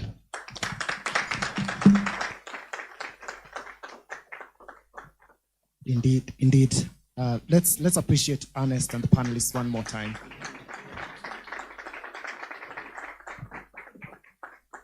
Thank you very much, Ernest, of course, Joshua, Mbithe, and Judith for the wonderful job. Thank you for your insights. So I see we are not doing very well on time. We'll be about 7 minutes behind. So I'll quickly jump on to our next panel, which will be another electrifying one. And I know some of you might be thinking my question was not answered to. So we'll be looking at those questions and try and feed into some responses there, still on the same platform. But we'll continue doing the same thing during the next panel. So at this point, I would like to invite Honorable Nasra Nantha, who's right here with us. She'll be moderating the next panel. So maybe just, let's appreciate Nasra. All right, she's also, so Nasra is actually the CEO of the Kenya Green Building Society and also the ESG lead there. And he's also a member of the Nairobi County Assembly. So welcome, Nasra. Thank you so much. First of all, thank you, ladies and gentlemen, for your time this morning. Really happy to be part of this discussion, which is very, very relevant against the backdrop of a new Africa rising to the challenge of climate action and being at the forefront of the climate change agenda. Particularly, I'd like to say that this year is, very, very important for Africa and in particular Kenya, because we have two very, very huge events this year. We have the Africa Energy Forum, which is going to be next month, and then we also have the Africa Climate Summit, which is going to be in September. These two events actually, if we utilize them correctly, will create the game-changing plan for Kenya and Africa. Remember, the key word is if we do it correctly, right? Because it's a platform for us to lobby the right partners and investments and also unlock opportunities, not just for the continent, Kenya.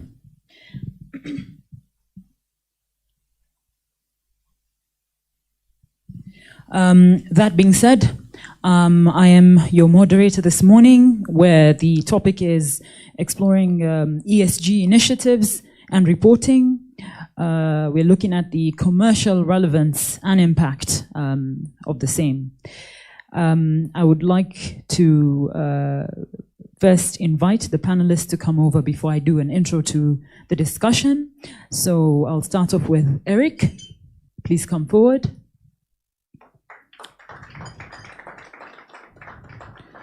Michael? Titus?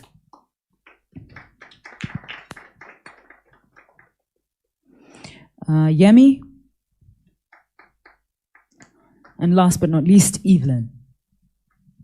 Thank you. I know you guys are tired, but could you please clap for our panelists? Thank you so much.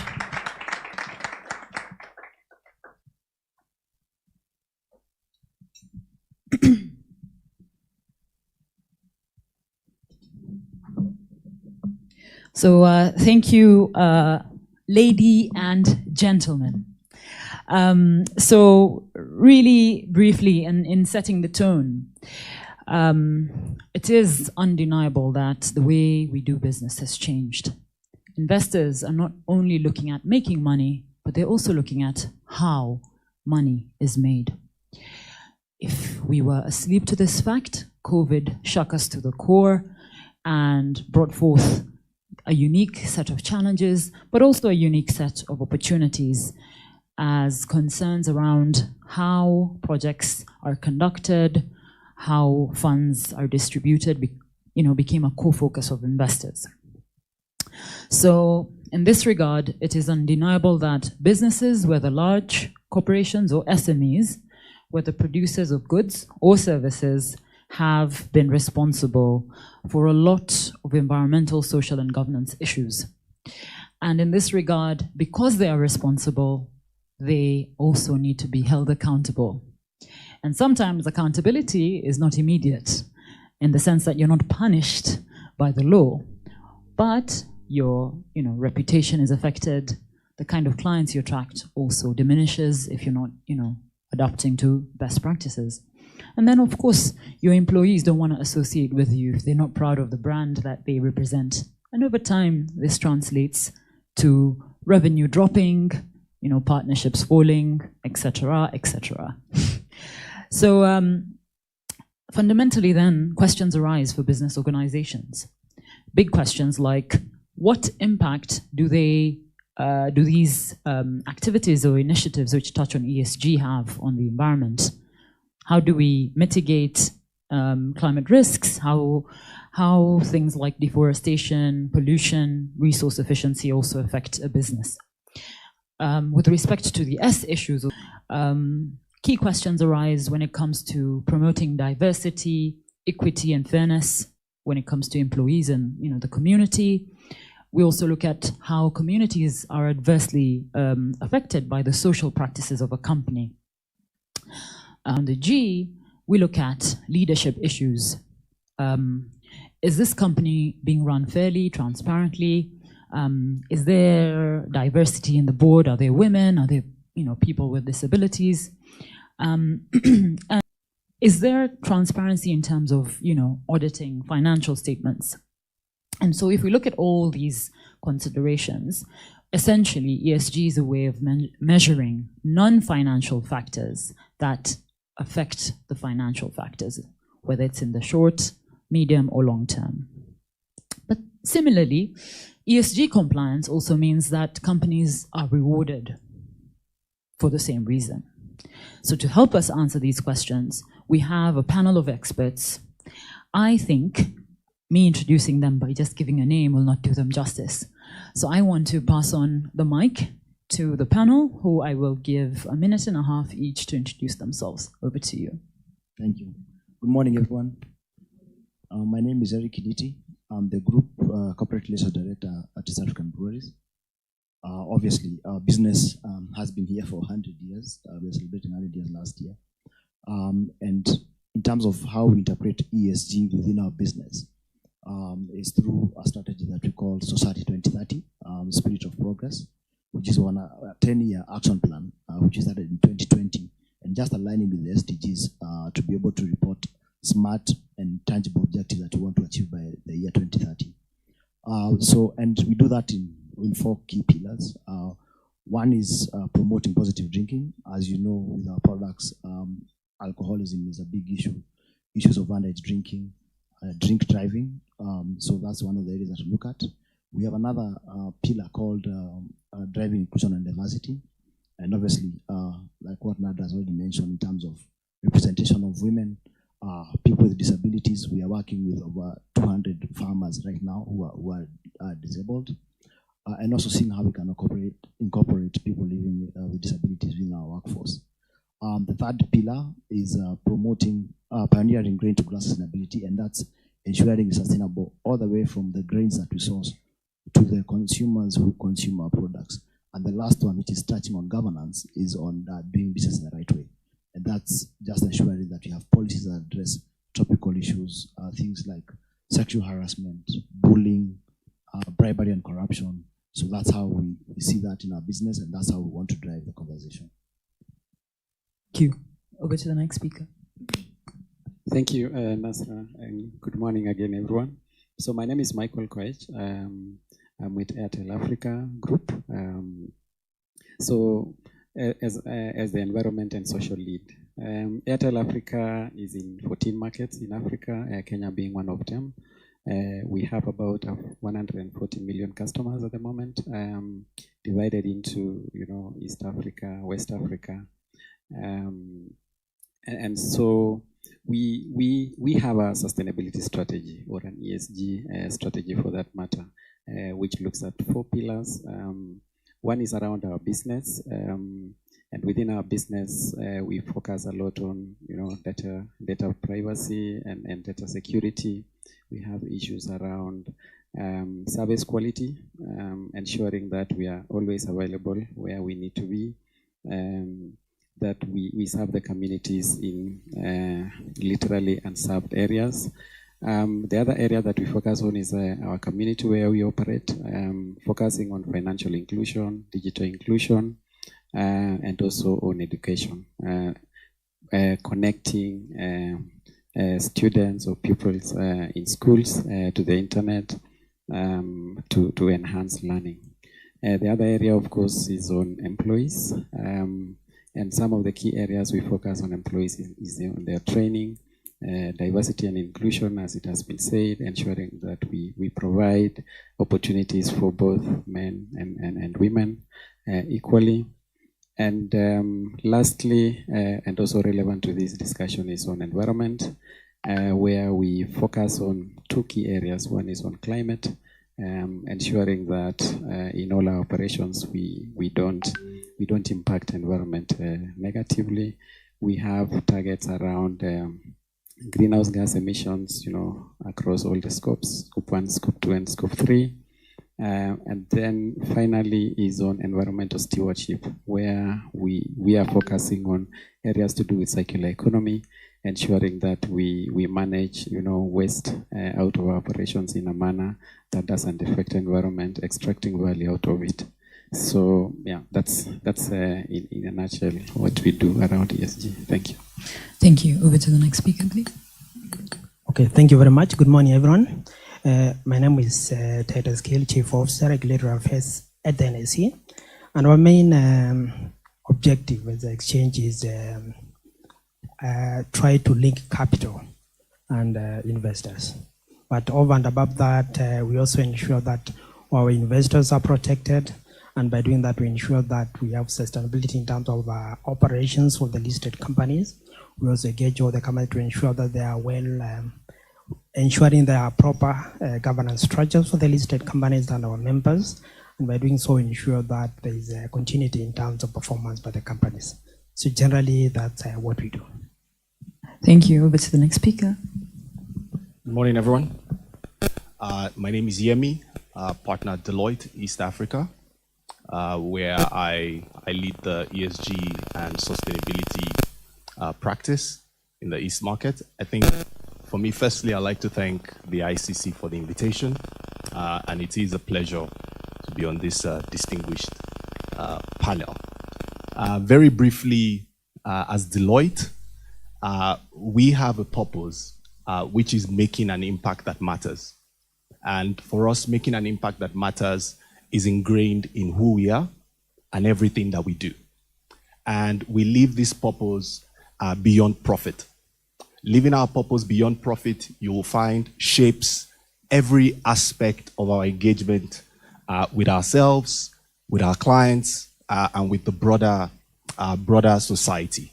So you find that positions us as enablers of trust, growth, prosperity, and a force for good in society. As a firm, we have ESG and sustainability embedded in who we are. For our people, this translates into meaningful work, a rewarding and fulfilling career.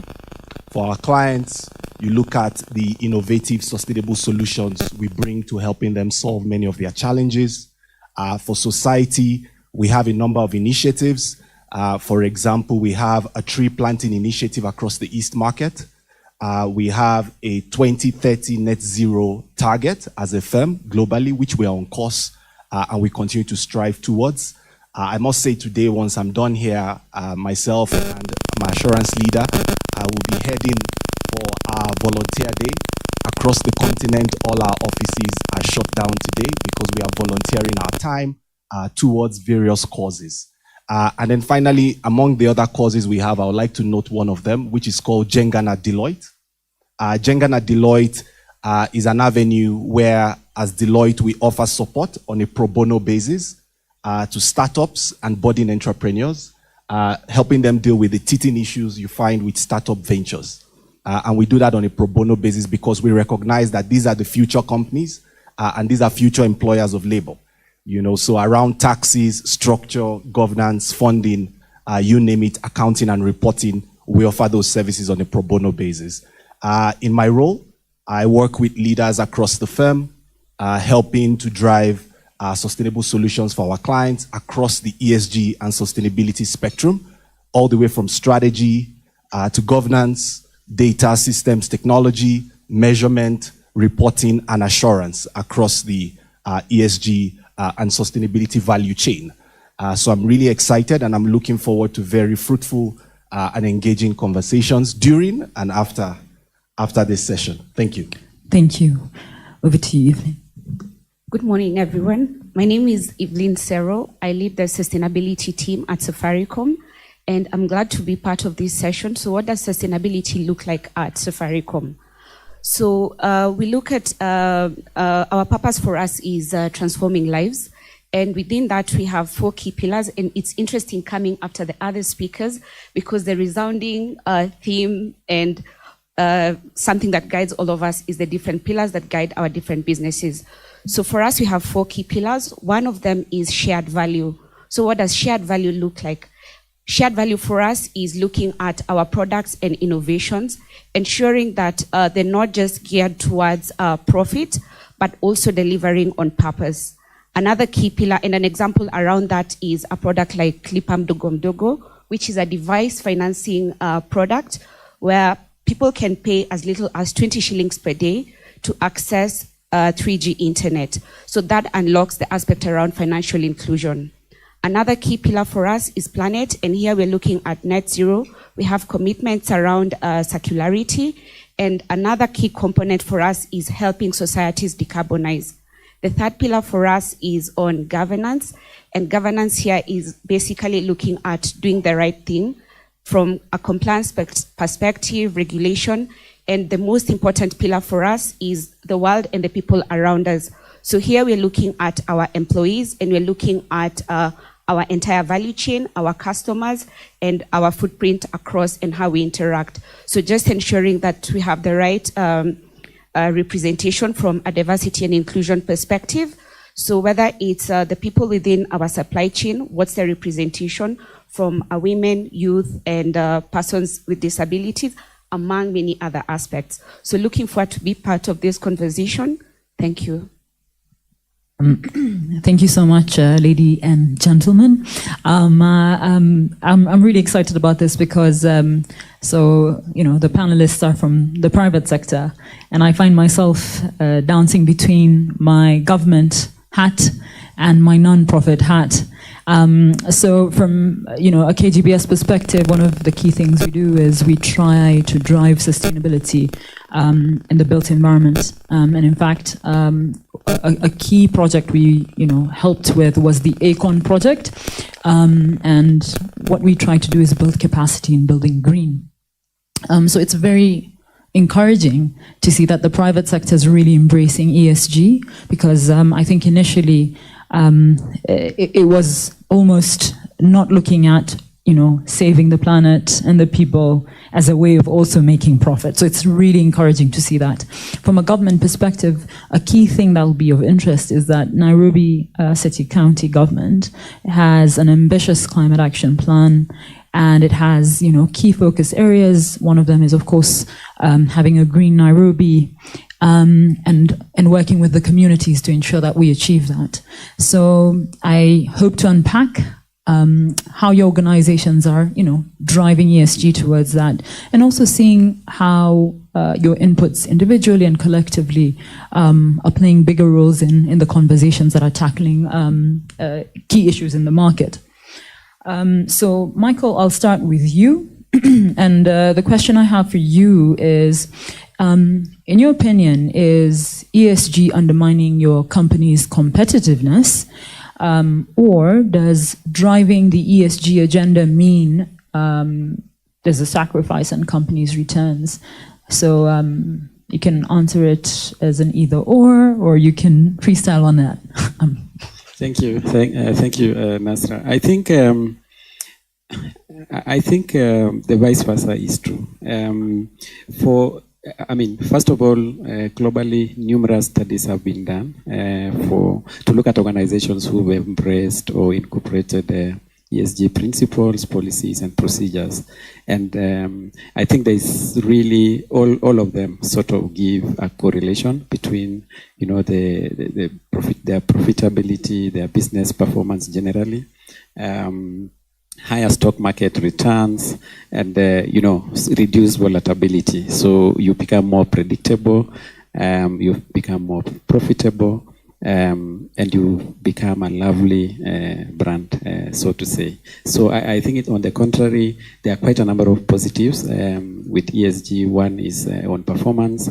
The other one is it also drives a lot of innovation to meet some of these requirements. So if you look at the markets where we operate, for example, energy availability, reliability is really a big thing. But out of that, and because of ESG, we've been able to work with numerous, very many organizations that are looking at green energy, for example, renewability in their as an energy source. So I think it drives a lot of innovation, bringing in new businesses that probably didn't exist before, and so it generally then improves business performance. I think there is a lot also around the brand. If you look at different stakeholders, whether it's shareholders, whether it's employees, whether it's the community, you would want to associate with a company that does good. You would want to associate that with a company that doesn't affect the environment. You would want to associate with a company that has diversity and inclusion, bringing in more women into the business, people who are able differently, and all that. So I think there is a huge opportunity. The other area could be on risk assessment. If you look at ESG, and I know we've talked about risk in the other panel, but it has that lens of looking at the long-term risk rather than the immediate short-term. So for any organization, an organization that such as ours would consider things like climate, we have guidelines like the climate disclosures. Looking at the transitional risk, where are we in the midterm, in the immediate term, where would we be in terms of physical risk associated with climate. So we've seen and someone talked about the drought that we had at the beginning of the year, which really affected many of our customers. It affected our operations. And then you also look at immediately after that there's flooding. So some of those risks with ESG you would actually consider. I think the other one finally is on stakeholders. When you look at on stakeholder engagement, it would allow you to talk to different people. So talking to what shareholders would require, if you are listed in the stock exchanges, it's done. What exactly are their focus areas? What are customers up to? What are your employees up to? So I think it gives you that broader lens to ensure that you reach out to each and every stakeholder and ensure that their needs are addressed. Thank you so much. So Eric, I think I'm gonna throw the same question back to you, and just for purposes of making sure you remember the question. Is ESG undermining your company's competitiveness, or does driving the ESG agenda mean sacrificing company returns? Okay, the short answer to that question is that ESG is driving our competitiveness, and I'll unpack it in a few ways. So the one thing I must say, first of all, from a shareholder perspective, because we're a listed company as well, I think we spend about 30% of our time speaking to investors asking questions on ESG. So they really don't care about overall performance, but what are you doing from an ESG perspective? And I think one of the things that we're looking at is for our business, we rely so much on resources that are not infinite. So whether it's water, which is a big component for our products, whether it's energy, whether it's the waste that we churn out into the environment. And I think our investors are very conscious about that. So they want to know what are we doing, what are we investing to address these challenges of our business not being sustainable in the future because the resources that we use are not available. And I'll give you an example of an investment that we've made in the last 1 year, or rather 2 years, on biomass, which is transitioning us from using fossil fuel to fire up our boilers in our Nairobi, Kisumu, and Kampala plants. When we started this project, the payback period was going to be so much longer than we usually want to invest in capital projects. But as fate would have it, oil prices went up. So we started looking at actually we're making a saving out of buying fuel, which now we are using coffee husks, macadamia nut waste to fuel our boilers, whereas we are using heavy furnace oil previously. So even though the business thought that we might not get the short-term advantages quickly, we actually got them in the first year, which we thought would take about 5 years for us to be able to get back the investment. So I think overall, it's driving competitiveness, and I think to what Mike was speaking to, when you look at the employees that we have, they also want to associate to a company that is being responsible. So how do you attract and be competitive in the job market to attract the best talent? It's because of doing things that are right on the ESG space. I think also the partners that we work with, the farmers, the communities that we work with who benefit from our programs, I think that makes us quite competitive in terms of them with us. Being attracted to working with us, and it has also helped us to drive very strong partnerships. Because one of the things that we also said, we are not, we don't assume that we know everything, but there are partners who are coming to us and telling us, we think you have this problem, and we think we can work with you to address that. So it also helps in building our reputation. Thank you so much. And yes, it's pretty interesting conversations around reputation. So I'll also tell you an example of how that plays out from a government perspective. So as KGBS, one of the programs we do is the Zero Carbon Accelerator Program, and we're assisting Laikipia County in its journey on going zero carbon. And the interesting thing is, initially, Laikipia County, when we first started the county government system, wasn't really attracting the kind of investors it wanted. But the minute it became part of the zero carbon conversation, now investors who are interested in investing with government on a sustainable finance perspective started going, oh, okay, this county government somewhere is thinking about zero carbon. And a lot of people underscored that before, but now with climate change being a focused conversation in so many African countries, and even the driving factor, I would say, into investment into the continent, no entity can ignore that. So very quickly, I'll move on to you, Yemi. Your question essentially starts off with a statement.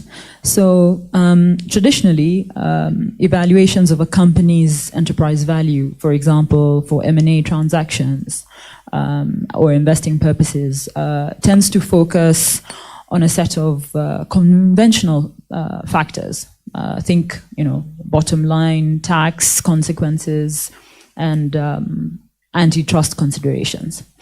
However, today, through the due diligence efforts, we also require an audit of how an acquirer or an investor meets certain ESG standards. So I was curious to know, how does ESG reporting change the DD landscape for you? Fantastic. Thank you very much, Nazra, for that question. I think if we take a step back and sort of like ask ourselves, how did we get here? How did we get here? I think it might give us a better appreciation of why we do the things we do from an ESG standpoint. It is an acronym for a lot of things, but I think understanding how we got here is equally important. One thing we always request organizations to do when we work with them is work on their ESG strategy. And that's because when we understand the fact that ESG is not asking boards and people to do something that is new. It's essentially saying, remain competitive. Keep your organization going for the longer term. Maintain that competitive advantage. And why are we doing that? We are doing that because many of the issues, societal issues, that ordinarily were externalized by businesses are becoming the headaches of businesses today. You speak with C-suite leaders, they tell you their biggest challenge is not finance.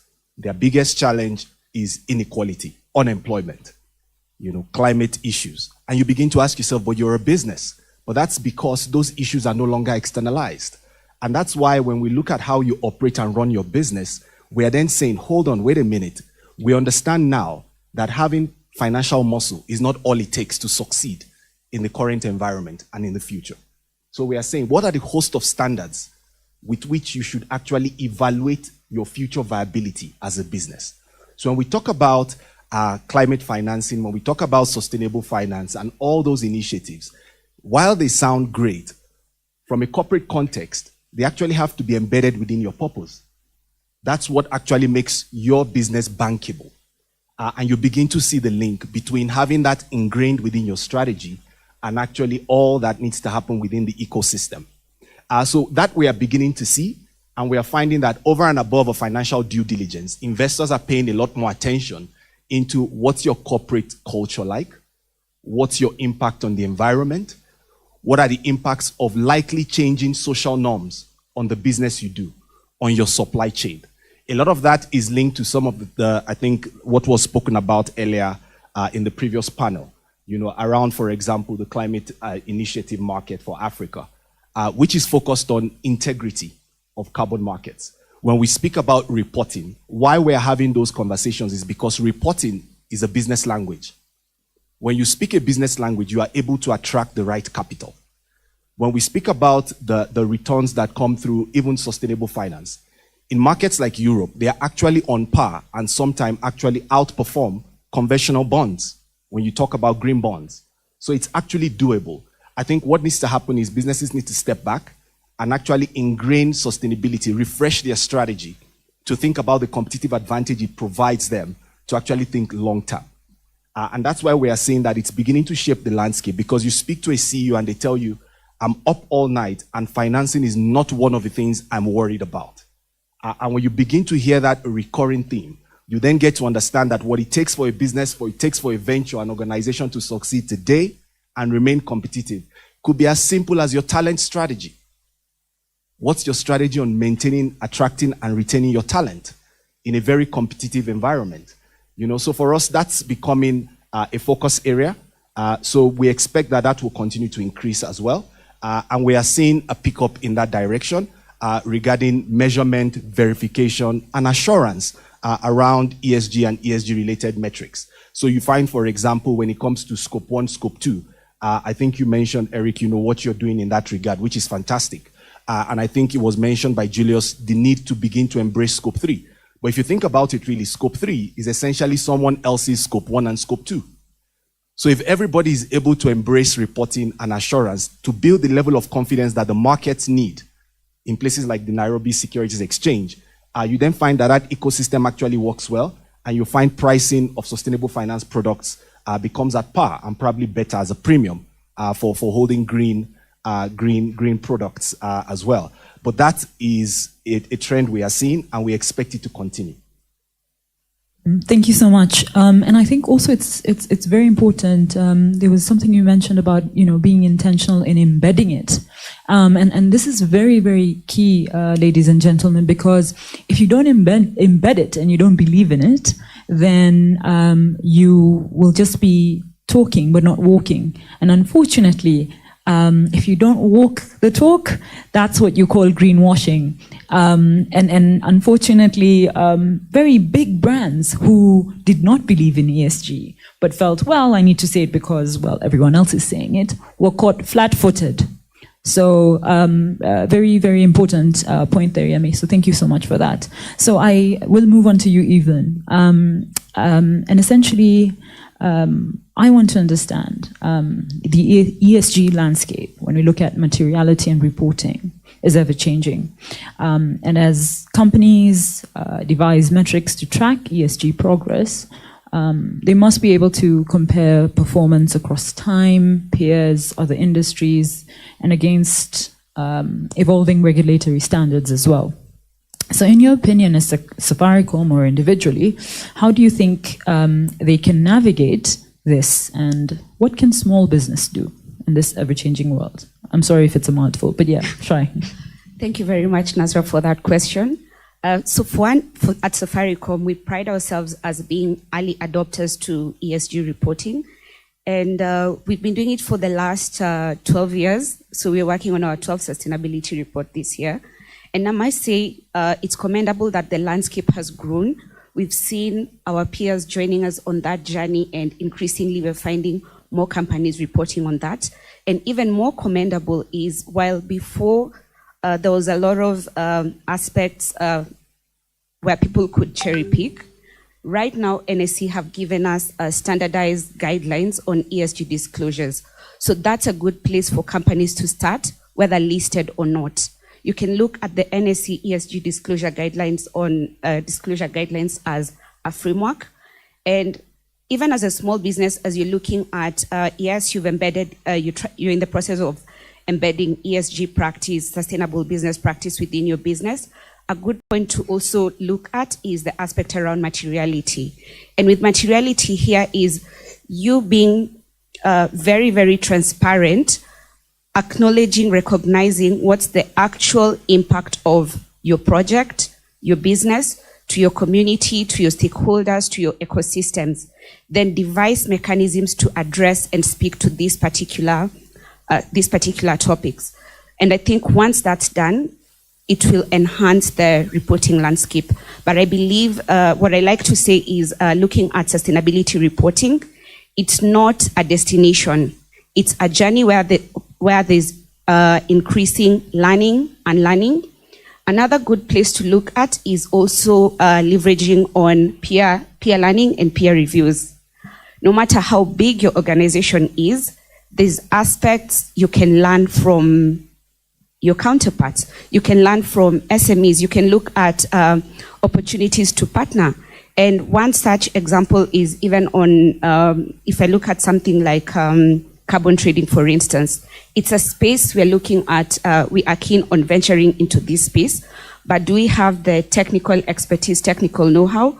Answer is no. We may not even have the time to sit and figure it out on our own. But that's how we will go out there and partner with organizations like, say, 4R Digital, who we've done a pilot around carbon trading. So leveraging a lot on partnership, peer reviews, peer learning. Let's speak to each other more, because there's a lot of benefit and value, and also just learning from those who've gone before you. Look at what were some of the mistakes they made, and as you start on your journey, those are some of the mistakes you can avoid, which could be expensive and can save you costs. Yeah. Thank you so much for that. And I think, firstly, congratulations to Safaricom for being a trend-setting champion in the sustainability space. 12 years of sustainability reporting is amazing. And then very quickly, I also wanted to comment on two comments, yours and also the AGF's comment around building capacity for SMEs. What I found interesting about the ESG conversation is that for SMEs, they find ESG as this huge, scary thing. So especially when they hear TCDF, GRI, they get scared and they're like, wow, okay, too many labels and things to remember. But in my view, if we could just talk to them and tell them it's about doing the right thing in the business sense that allows you to create potential and value for your business, that then, and how that translates at a macro level, micro level, gets you started. And I think by, removing the scary terminologies when we're having these conversations, not just with SMEs, but just even individuals, will build that capacity. Because when we talk about bankability, there needs to be capacity for more projects to be bankable so that we can realize that opportunity for industries and, for the market as well. So I was really happy that you, brought up peer learning, because that's how, we all grow in different ways. Sorry, you wanted to say something? Yes. Yeah, I can actually give a practical example on capacity building. Please do. Right now, in partnership with Accenture and UN Global Compact, we are running a capacity building program on sustainable supply chain initiative, targeting a pull from our current suppliers. So they're going through a 6-month program, and this one, by way of shortlisting, we were mostly looking at SMEs and MSMEs, and it's trying to demystify the conversation around sustainability and embedding it within their businesses. So there are different modules being done, and different live touch points, giving practical examples on how they can do that. But above everything else is also encouraging them, even as they embark on this journey, to ensure they are willing to be as transparent as possible. Because it calls for, when you're doing sustainability reporting, calls for you to put out your good, your bad, your ugly, and your opportunities to improve. Thank you so much for that. And I think, as a last comment on that, sometimes the journey doesn't start with the reporting as something you have to do now. Sometimes it's just now building that capacity, looking at it as a journey of embedding those policies in your mission, and then on a day-to-day basis, what that translates to over time. And then you'll find naturally that just gravitates towards reporting. So thank you so much. I will now move on to Titus. So we've heard about the Africa Carbon Markets Initiative. So for those of us who've not heard of it, what is it, and how can companies leverage it to feed into their larger ESG initiative? Okay, thank you for the question. And I think I will answer that question by just try to explain on what you are doing and what our intentions are. But just to give an overview, I think for the African Carbon Initiative, we just try to spur growth in the carbon market and also enable organizations to generate enough carbon credits and revenue from that. But from where we sit, I think for the change from 2021, when we actually released the ESG guidance manual, and before I get to that, what really pushed us to come with the guidance manual is we were able to do an evaluation and a risk assessment of the listed companies following the COVID-19, and then from there we thought we needed to also look at the sustainability and the growth of these companies, because we knew there will be another event coming which might affect our listed companies. So from there, that's how we are able to engage all the listed companies and other players in the market, including the banking sector, the KBN, and FSD, so that we're able now to take the listed company through our process and our intentions in introducing ESG reporting in the market. And from there, now we are the ESG manual. And one thing that we really noticed is for most of the companies, especially the small players, the different sectors, is they thought and they still believe that ESG reporting is a financial liability to them, because they think you need to invest a lot of money for you to be able to come up with a report. But our idea is to allow companies to follow their guidance manual, because it's not mandatory, but again, they should be able to come up with a report, and then they should be able to address the gaps as they move and also make investments based on the gaps and based on the report that they have. Because our intention is not just the report, but our intention is to allow companies to make investments following their assessments of their material topics based on the gaps that they are able to identify in the operations. I'll give you an example.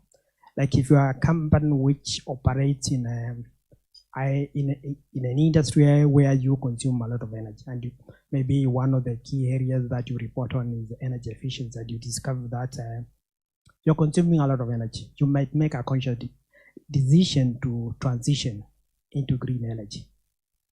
So those are the things that we are really talking to companies, so that they're able to look into the future, make the right decisions, and be able to be competitive into the future. Because I think companies need to find ways of trying to also manage transition risk. You also need to find ways of trying to match the investment with the future technologies, because the problem could be you could find yourself in the next 10 years with a cake technology, and then your competitors will be having the advantage over you. So those are the things we are really looking into. And the issue is measurement, impact, investment. And basically you have to do the reporting first, and that helps you to identify the gaps. And again, the thing is that once you do that, when you are able to identify the gaps, you are able to make the right decision in terms of investment. But again, there's other aspect of assurance, because again, you cannot just generate your reports and again come back and review your reports. So we are also trying to find ways where we can have other entities to also come in and do the assurance for these companies. But again, we believe for you to be able to get proper assurance, and so that our investors might be comfortable with the investment, because we believe on the other side of our investors, we also need to cover the investor to ensure that there is no aspects of greenwashing. So we are looking in terms of individual companies making investment based on the assessment on ESG, and also trying to guide companies to also generate revenue by investing in certain areas which are going to ensure efficiency on those companies, and also find ways to ensure that the companies are able to have projects that can generate credits and revenue. Thank you for that. Yemi, I think I'm going to throw the next question to you. So in your professional experience or professional journey, how has your experience been for organizations in accessing green finance? And in your view, how should businesses prepare themselves to access this? Thank you. What we see is there is a lot of finance available in terms of sustainable finance. That pot has a lot of capital in there, I must say. The diversity of the products in there, we still need to work on that in terms of social capital and the diversity of products that need to be put out there. But that is established, that there is funding available. But we also see, I think, like Ernest mentioned when he facilitated the last session, was there is a gap between the corporates and the MSMEs and the capital providers, the lenders. And what you find is we are beginning to find unique entities that play in that intermediation space where they're able to bring both parties together.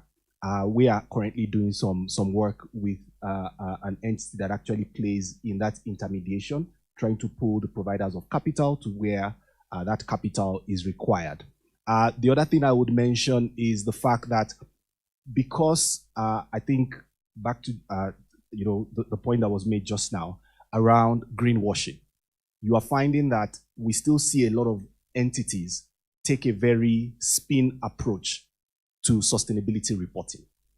And we try to ensure that you go back to basics and ensure that you integrate this into your strategy and across your business. Because only when you do is it easy to identify bankable projects, that then go to attract some of those sustainable finance capital that is available. And I think, like was just spoken about, you then find that there is a lot of capital. A lot of that, we see about 2/3 of that going to mitigation, projects, climate offset, climate reduction, carbon capture, reduction and avoidance projects.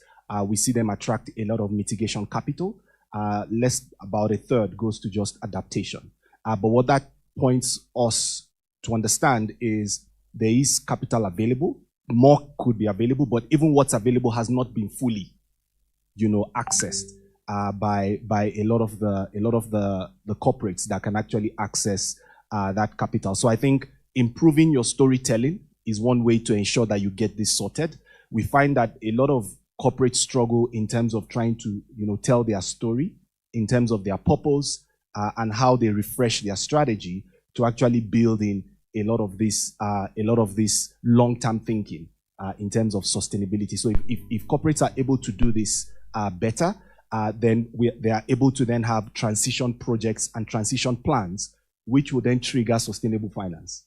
So one goes after the other.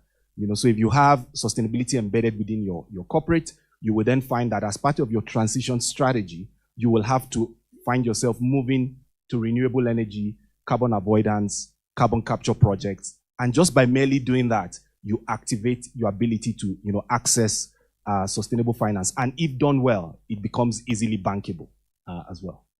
Thank you. I think I'll go back to you, Titus, on the same question. So, just to refresh, you on the question itself, in your professional experience or journey, how has your experience been for organizations in accessing green finance, and how should businesses prepare themselves to access the same? I think we started this journey. I think from when I started, it's early 2000. And I think from then, it was all the investment were basically CDM projects based on a Kyoto Protocol. And I think over time, I think we've been able to evolve to different phases of investment. And what I can actually say is currently, we still have issues to do with data and information in terms of investment. And that's the reason why we do not know currently where the investments are going. There are a lot of investments by World Bank, IFC, going to private companies, and we do not have the data. So the biggest problem is the lack of information, because if investors who really wanted to put in money in clean projects, I think it would be easier to match those investments with those funds. So the most important thing, if we can have data, and I think we should be having some efficiency in terms of capital allocation.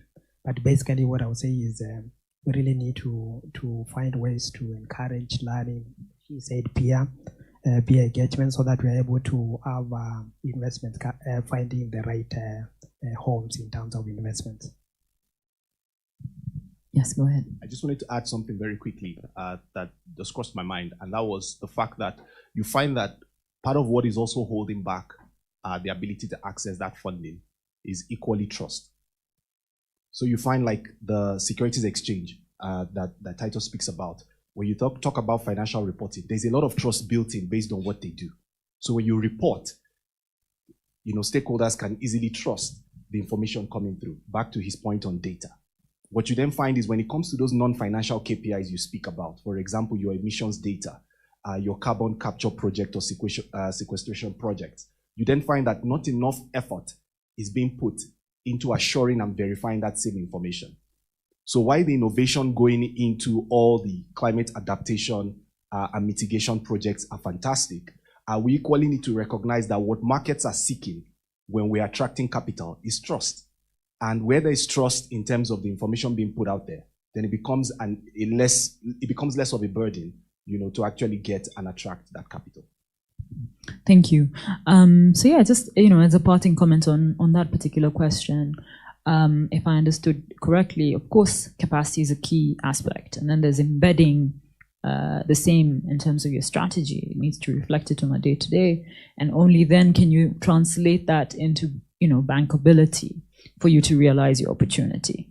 But that entire value chain can only expand within the market if there's data that can not only be shared amongst peers, but that could be used as a learning curve.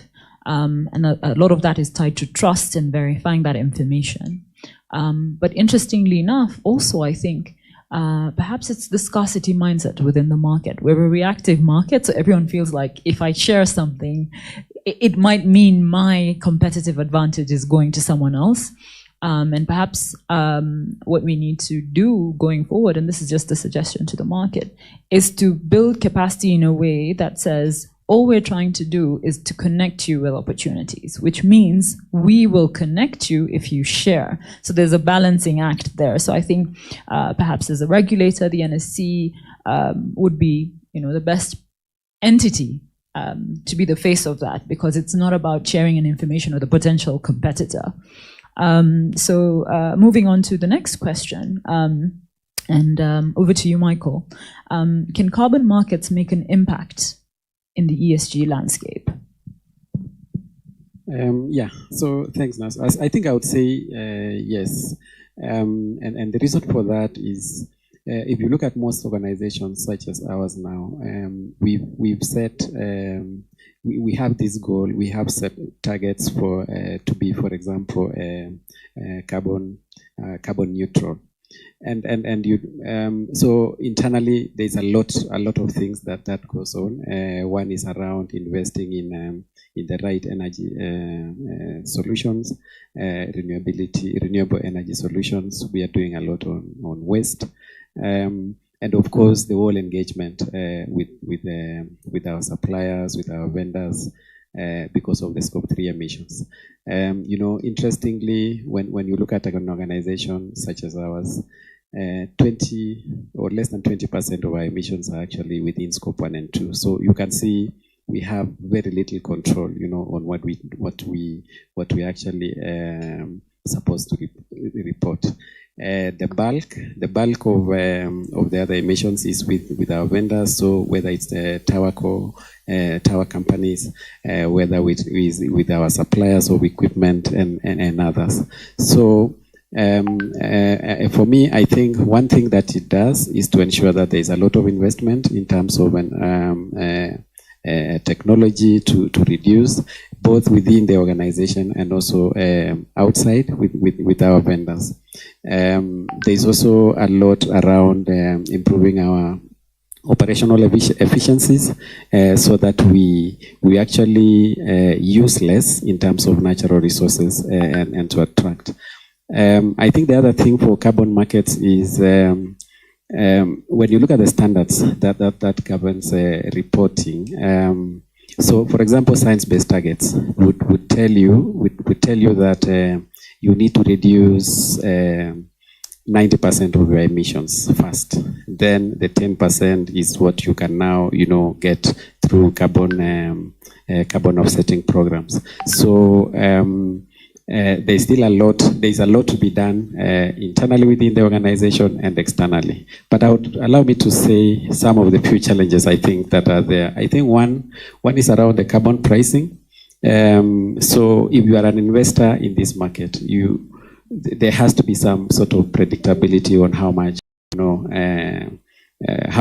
you will spend or how much you will sell your carbon. So they still, I think there's still a lot of variance in terms of depending on where you are on the price of carbon. Policy and regulations, I think, is also something that probably, like in Kenya, there's a lot of discussions around that to govern and to help, in potential investors in the carbon market to see where to go. I think most of the markets that were mentioned earlier is within the voluntary market, so guided by international schemes. But I think as a country, and I know there's a lot happening around that, there should be clear regulations so that it gives confidence to private investors to put some of these things into the market. I think finally is the cost. There's a lot that you mentioned, for monitoring, validation. If you look at any investor on carbon trade, there's a huge cost on how to validate, how to even initiate, our whole program. And I'm looking at a situation and hoping that there will be better tools, probably use of technology to improve or to reduce on cost for the monitoring and evaluation bit. Thank you, Michael. So I'm reminded we're running behind on time. So I'll ask two more questions, but I'll kindly ask you to keep it very brief, or as brief as possible. Eric, I'll start with you. How have you been able to use your ESG to improve overall company performance? Thank you. I think I'll start with employees. So first of all, because of the disclosures we've given across the business, our employees are able to understand how this is impacting our business performance and how we interact with the communities that we live with. So like we do an annual survey and we've asked employees, do you feel like you understand your role as an employee in participating in ESG? And this year, the results were very good at 92%. Obviously, we would want to get to 100% of understanding people's role in contributing to ESG metrics. But I think the other big one is, I talked about investors. So there are investment funds that purely focus on a company's ability to contribute to ESG metrics. So the fact that we are able to measure and report what we are doing on that has also helped us to attract investors.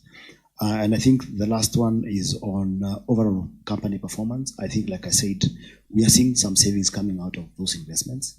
And we think that it will endear us to be more sustainable going to the future because, like we said, the resources that we rely on, whether it's grain, working with research agencies to develop grades that are more drought resistant, will ensure that we can be able to source for grain going to the future. Whether it's water, we are able to utilize less water than we were 10 years ago, which ensures that even as we get constraints in water going forward, we should be able to be more sustainable. So I think those three would be, in a nutshell, what I would say can give us advantage. Thank you. Evelyn, over to you. What have you been able to do as a company?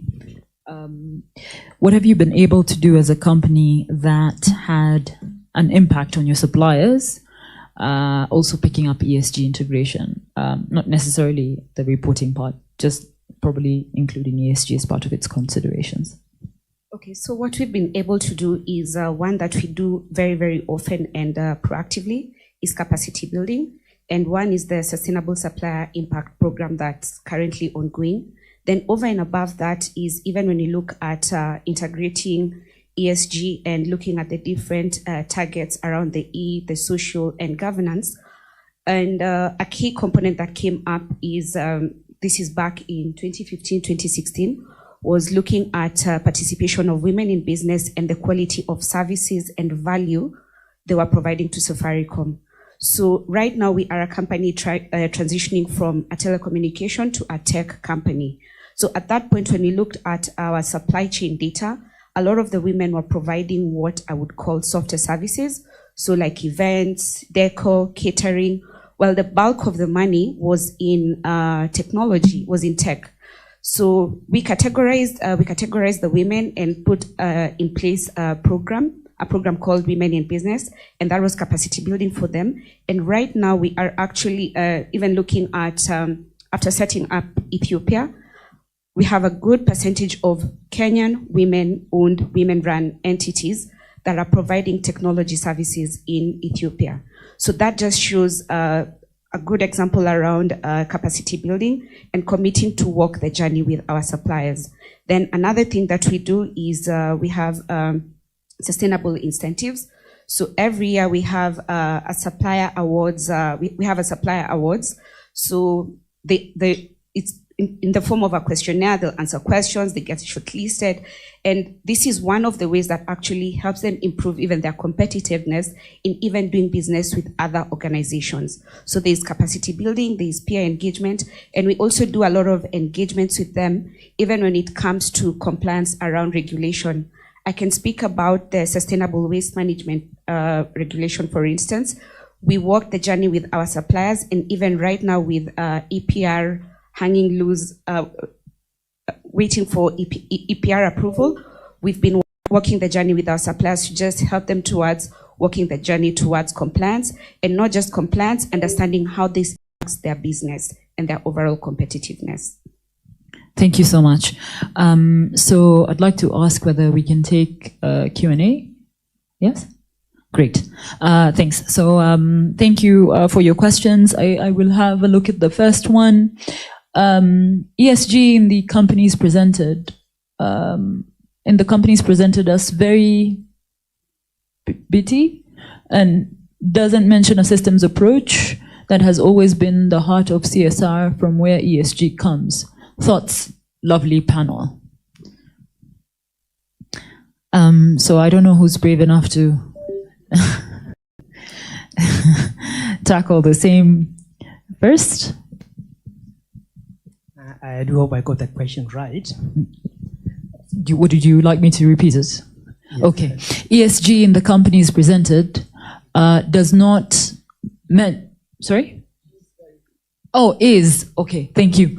ESG in the companies presented is very bitty and doesn't mention a systems approach that has always been the heart of CSR from where ESG comes. Thoughts? Okay, from where I sit, I think CSR is part of ESG and social part of it. And the most important thing is, the most important thing is governance. Because without the proper governance structures, ESG is going nowhere. And what that means is we should be having a buyout from the board level all the way to management. So for us, it starts with the governance. And if what that means is if you have the proper governance structures, then all the other areas will be covered.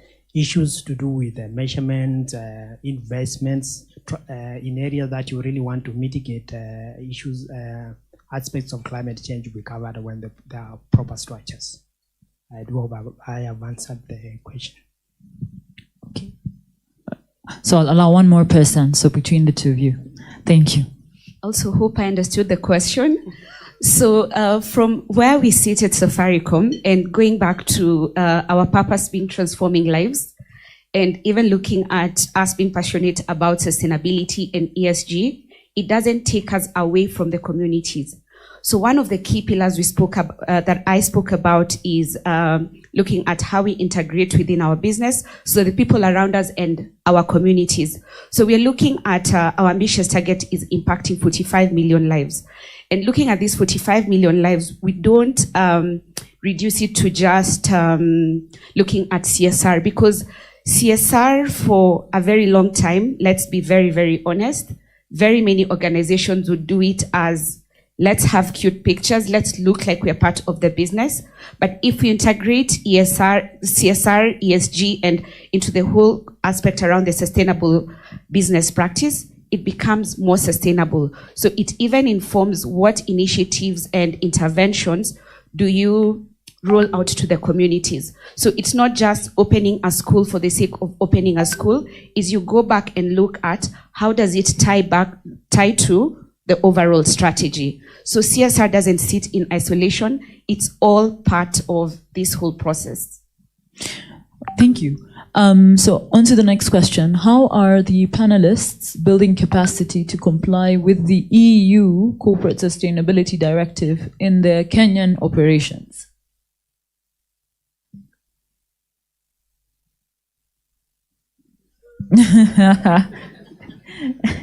Thank you. Yeah, so I think and I would not say that we are really complying with the EU directive, but what we are trying to do is give us a sort of a pathway to get to that compliance.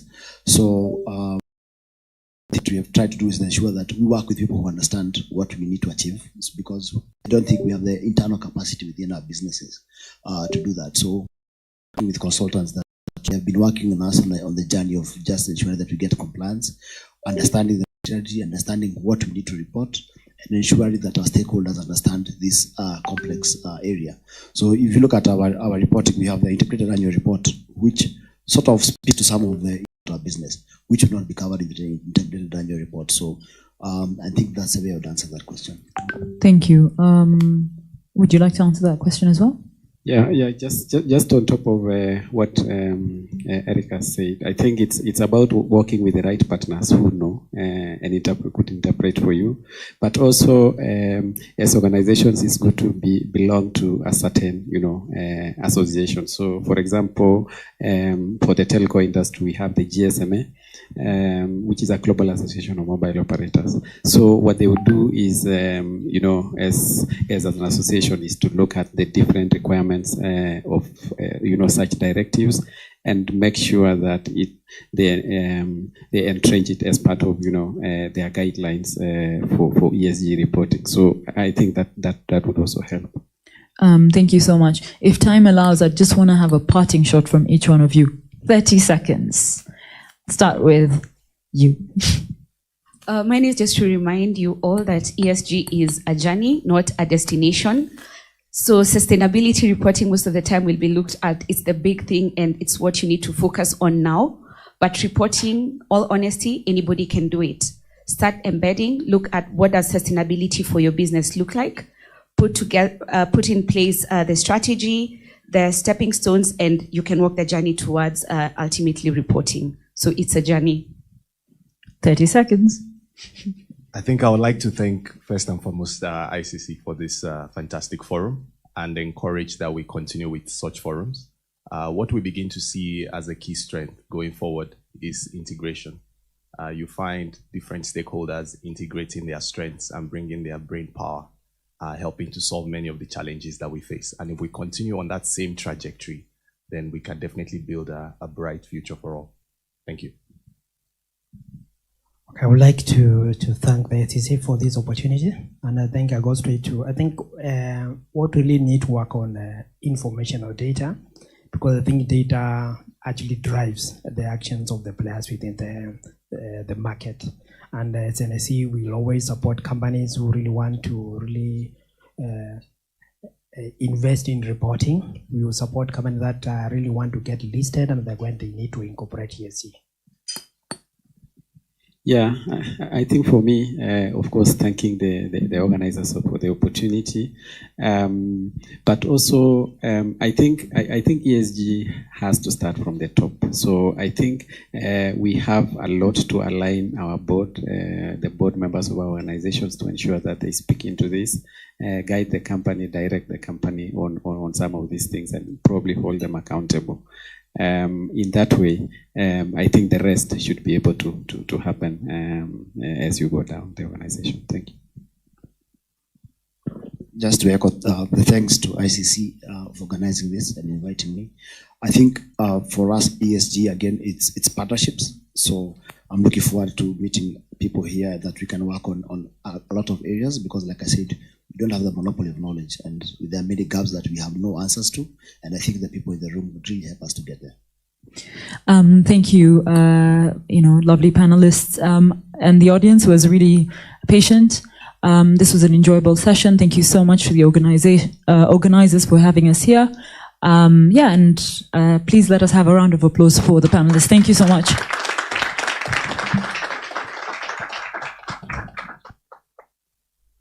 Thank you. Thank you very much, Nazra. Thank you, panelists, Eric, Michael, Titus, of course, Yemi, and Eve. Thank you. That was a wonderful panel. So again, because we are a little bit behind on time, we're going to bring in our next guest. So we're almost done. And I know in between the break, you can grab some more tea. I know breakfast is still there, so grab something. I know they are also even probably heading. You might be hungry already. So let's invite our next guest who is joining us online. His name is Tony Wines. He's the founder and CEO of Turnkey Group. He's dialing in all the way from Singapore. Tony, if you can hear us. Yeah, I actually see Tony is right there. All right. So Tony, please do take it away.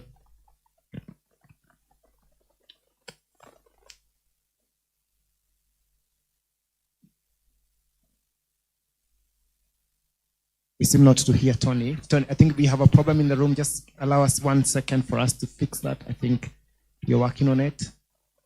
I see Tony is not muted, so his video is on, his microphone is on, so we should be able to hear him. The technical team is working on that. In the meantime, I know a lot of us have shared the questions. We might have missed on answering all of them. There are quite many, but we'll keep running them throughout the discussion. And if you have more questions, you can share them with us. If you'd like to be involved in what we are doing here at ICC, the International Chamber of Commerce Kenya, we'll be delighted to welcome you. Like our director said at the beginning, we are running various commissions. One of them being this Commission on Environment and Energy, where we're running a lot of programs on e-mobility.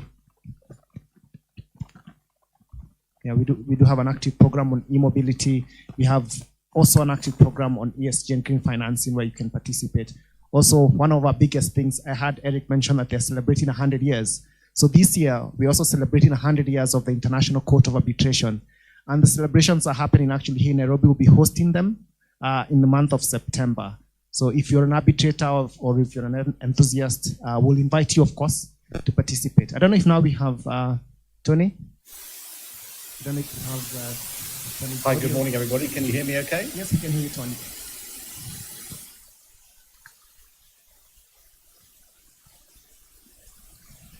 Good morning, good afternoon, everyone. Can you hear me okay? Yes, we can hear you okay, Tony. We can hear you. Great stuff. Well, thank you very much for the opportunity to speak to you today and to the ICC in particular.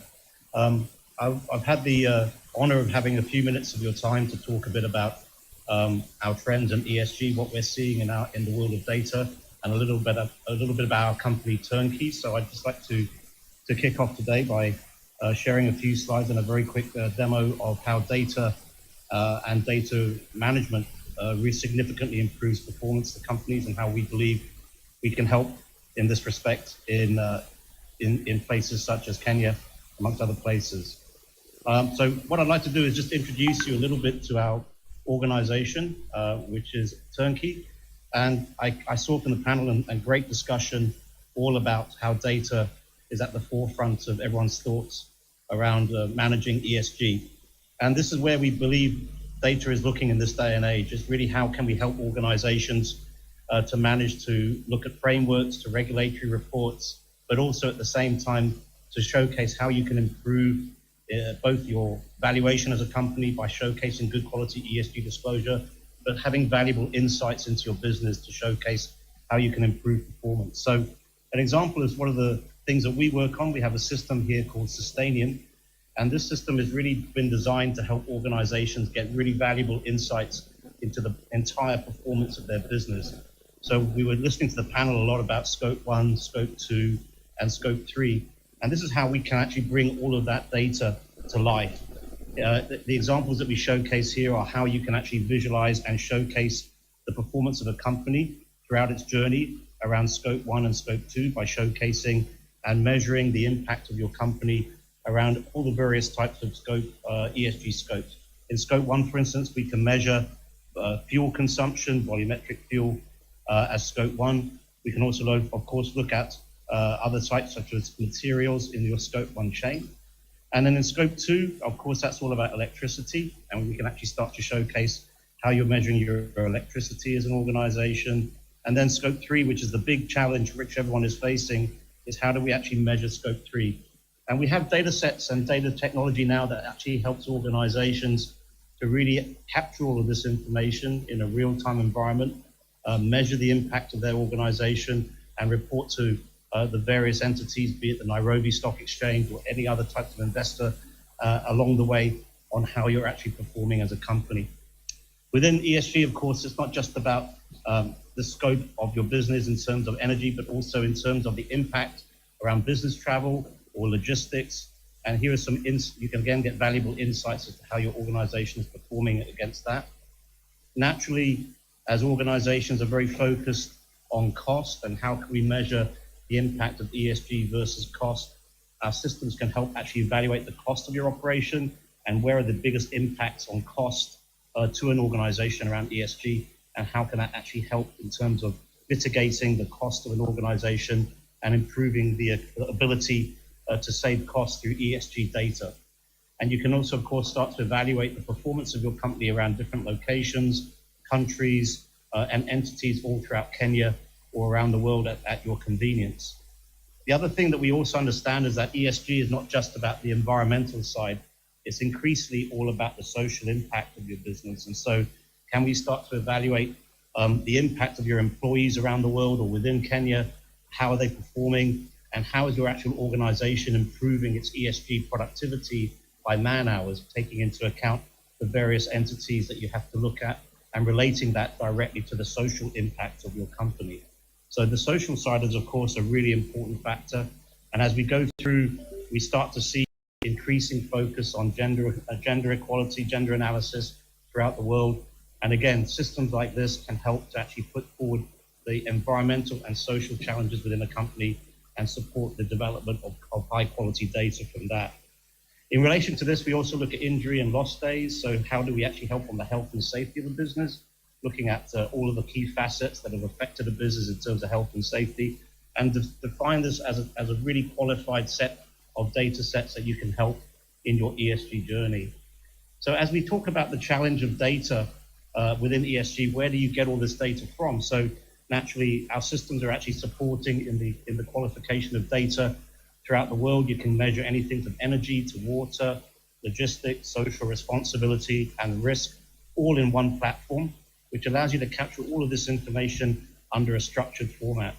And again, listening to the panel, various great conversations today about the frameworks and how important it is to measure against specific frameworks. We have specific systems that help you to measure against industry frameworks under a structured environment of a single platform. And this example we have here is reporting to the Singapore Stock Exchange, which is one of the stock exchanges that our system report to, where you can qualify all your information in a standard format under a standard template, report against all of the information that you need to the stock exchanges, incorporate all that information under one standard format, and then actually create a template with all the analytics that I showed earlier and present all of that information to the stock exchange under one standard format. Beyond that, you can also go beyond not just the stock exchanges, but TCFD, GRI, TCFD, TNFD, and of course, the new ISSB framework that's coming through in the coming months is also something that you can report against under one structured industry platform. So we recognize, of course, that there's increasing focus that to actually do ESG effectively, the whole focus is around data and how can the data technology tools out there in Kenya, but we believe Kenya is a great market. But we've been working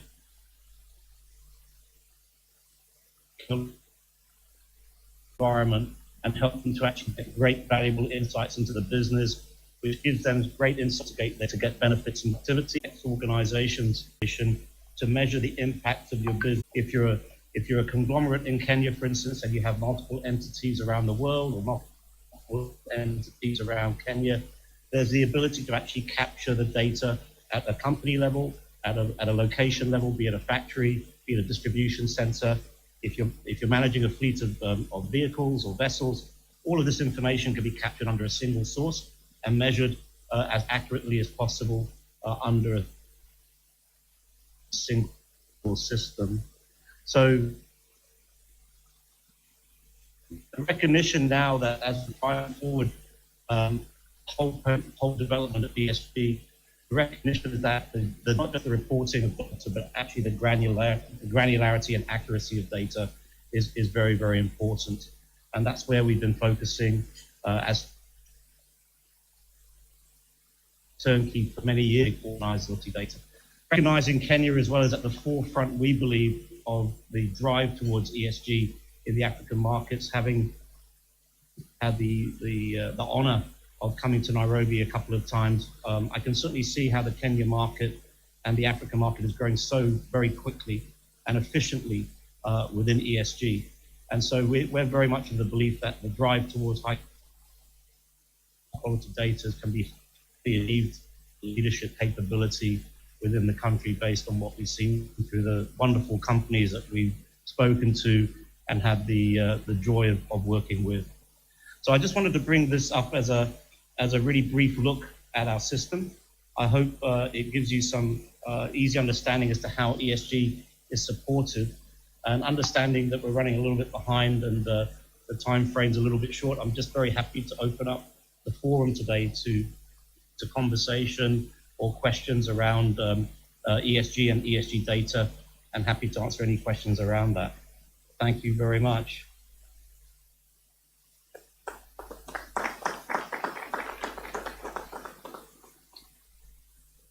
Thank you very much, Tony, for the insights and, of course, sharing the tool, the Tanki tool, and of course sharing with us on how we could make use of the tool.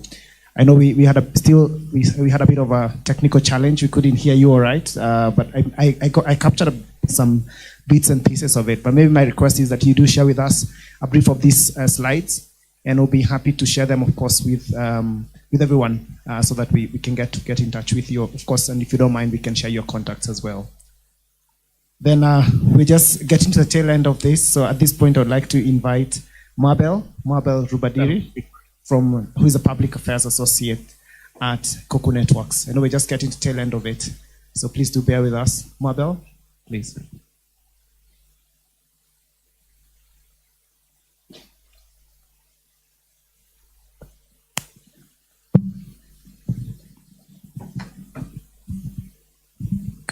Hello, everyone. My name is Mabel Rubadiri. I am the Public Affairs Associate at Coco Networks.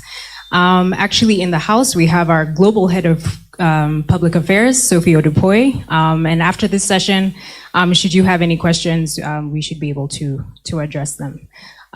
So in public affairs, we primarily work on government relations for Coco. However, the goal that I have today is just to share a bit about Coco and our engagement in carbon markets over the past 3.5 years. Just a local company's experience with carbon markets. So we can go to the first slide. Actually, we can head to the next slide. So a recent report by Dalberg, supported by the Ministry of Energy, found that household biomass use, charcoal and firewood in particular, contribute to about 30% of all of Kenya's greenhouse gas emissions, over 22 million tons annually. However, in Kenya, solid biomass use is the primary source of energy for cooking and heating for over 70% of our households. This dirty fuel use has significant environmental and health impacts. About 5 million acres of African tropical forests destroyed annually due to the production of charcoal for cooking energy demand, creating 1 billion tons of carbon emissions per year, and about 600,000 annual deaths in Africa from indoor air pollution from dirty cooking fuel, the majority of whom are women and children under 5.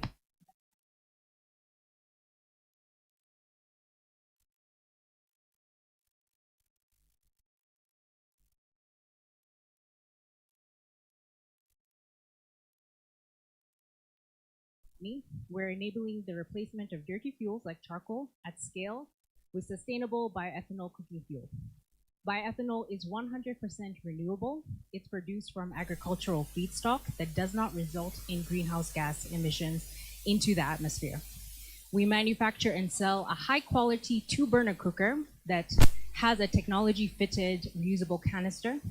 Our ethanol fuel can be purchased through a network of about 2,200 fuel ATMs in local shops across the country. Affordability and access are key focus areas for us. Cocoa fuel is attractive to the bottom 70% of urban household income segments, generally earning below 30,000 shillings per month in household income. Customers can purchase fuel for as little as 25 shillings and cook for 1 day, and they can fill up their reusable canister for about 189 shillings and cook for about 1 week. We sold our first cooker in Nairobi in November 2019 and have since scaled over the past 3.5 years to reach over 930,000 customers to date. We grow currently at about 10,000 households per week. We are present in about 10 markets across Kenya and are in about 30% of all of Nairobi households.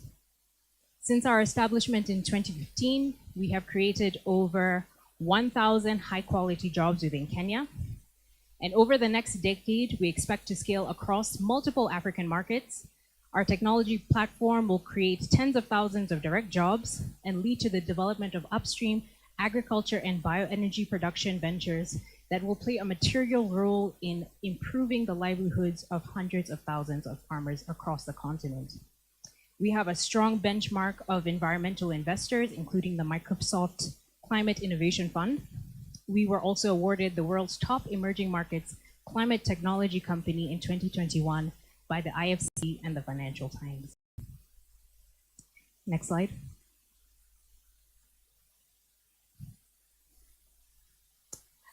So a bit about carbon finance and cocoa. At Cocoa, our business model and our rollout of networks across Kenya is accelerated at scale through carbon credits. It is the basis of our business model. We find that carbon finance is playing a critical role in creating equitable transition to a green global economy, particularly in Africa. In the previous panel, the ESG initiatives panel, the African Carbon Markets Initiative was mentioned. The African Carbon Markets Initiative projects that maximizing Africa's engagement in voluntary markets could create up to $200 billion in capital mobilized and 119 million jobs created and supported by 2050. Carbon finance is one way that wealthier nations and corporations who bear the brunt and responsibility for climate change can fund access to climate-friendly goods and services that low-income communities could not afford otherwise. It enables a virtuous cycle, as you can see on the screen here. It creates affordability by reducing prices for end users, and financial sustainability, allowing companies to cover their costs and grow. This cycle also leads to the uptake of products that reduce carbon emissions. Companies like Cocoa have demonstrated innovation in leveraging carbon credits to increase affordability and access. We have been able to scale clean fuel across Kenya without the need for government subsidies. Cocoa Networks has sold carbon credits in both voluntary and compliance markets. We have strategic carbon partnerships through which we have been able to unlock significant upfront payments, which have been delivered to our end customers in the form of discounts on the physical products that we sell. We have registered under the gold standard in the voluntary carbon markets, and our greenhouse gas reduction methodology is based on the UNFCCC approved methodology. We ensure high quality credits through transparent processes. There was a mention earlier that there's been an increase in scrutiny on carbon credits in voluntary markets, leading to concerns about accountability and trust in the market, and what some researchers call cheap, low-quality carbon credits, particularly within nature-based solutions. Cocoa is mitigating this issue by investing heavily in the design and implementation of our activities, as well as the monitoring and verification of our impacts. This includes baselines, additionality, leakage, and the permanence of our credits. We have designed a closed system in which we have full view of all the fuel flows across the country. We are also able to monitor the usage and activity rates of each of the 930,000 customers we have through our technology. We receive over 150 million data points of usage every day. Our four founders have built an expertise in carbon markets over the past 25 years. We have dedicated carbon sales and carbon monitoring teams. And over the past 3.5 years, over $100 million in carbon value have been delivered to Kenyan households, enabling nationwide expansion and access to communities that are often left behind. Other African governments are taking note of this success and the proof of concept here in Kenya, and have approached Cocoa to develop a similar model in those countries. The first is Rwanda. We can go to the next slide, where we'll be opening operations later this year. Cocoa is investing $25 million to develop a nationwide renewable fuel utility, the first in the country. The government is also committed to providing a favorable policy environment with VAT and import duty on our equipment and bioethanol exempted for 10 years. As part of this investment agreement, we will also retain ownership of our credits to enable us to get the best possible prices and pass on discounts to Rwandan customers. We also encourage the development of carbon market regulation here in Kenya.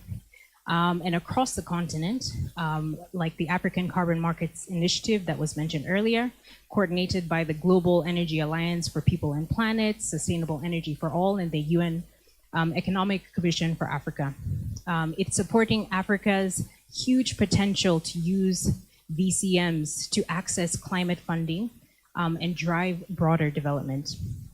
They're supporting nascent carbon projects and seeking to establish carbon credits as one of Africa's top export commodities by 2050. There are also several examples across the continent, such as countries like Malawi, who are establishing their own national carbon markets initiatives. I'll end the presentation with this last slide that looks at our market potential. There are over 300 million households across 60 countries that would be able to afford our solution. The impact of this is 1 billion tons of carbon reduction per year. 5 million acres of tropical forest protected, and about 1 million deaths due to indoor air pollution avoided per year. And with carbon finance, we'll be able to reach them all. Thank you.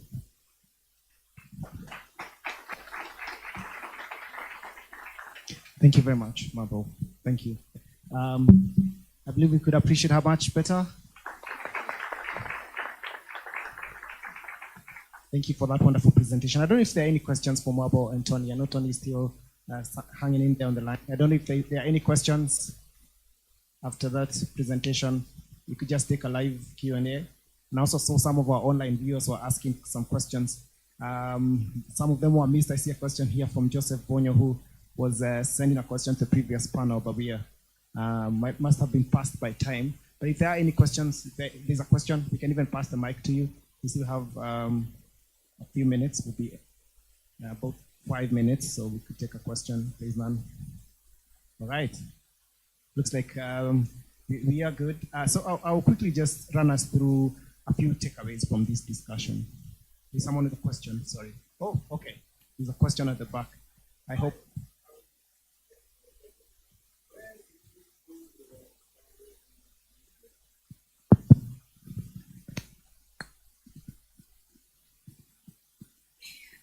It's not brewed. It's a byproduct, as I said, of agricultural feedstock. It's actually a byproduct of molasses, which comes from the sugar making process.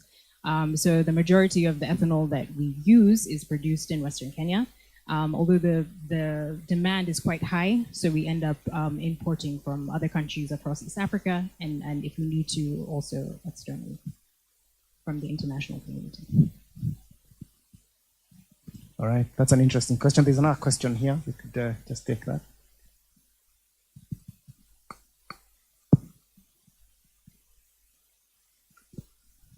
Thank you.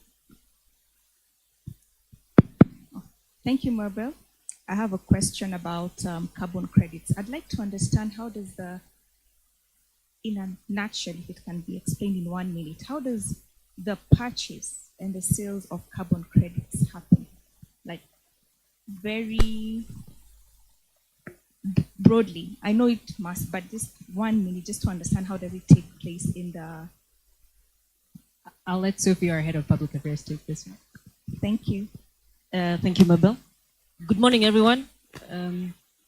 So in terms of how our carbon credits work, you generate a carbon credit from someone actually using your solution. So what we do is we have what we call upfront financing, which we use financing raised from debt and equity.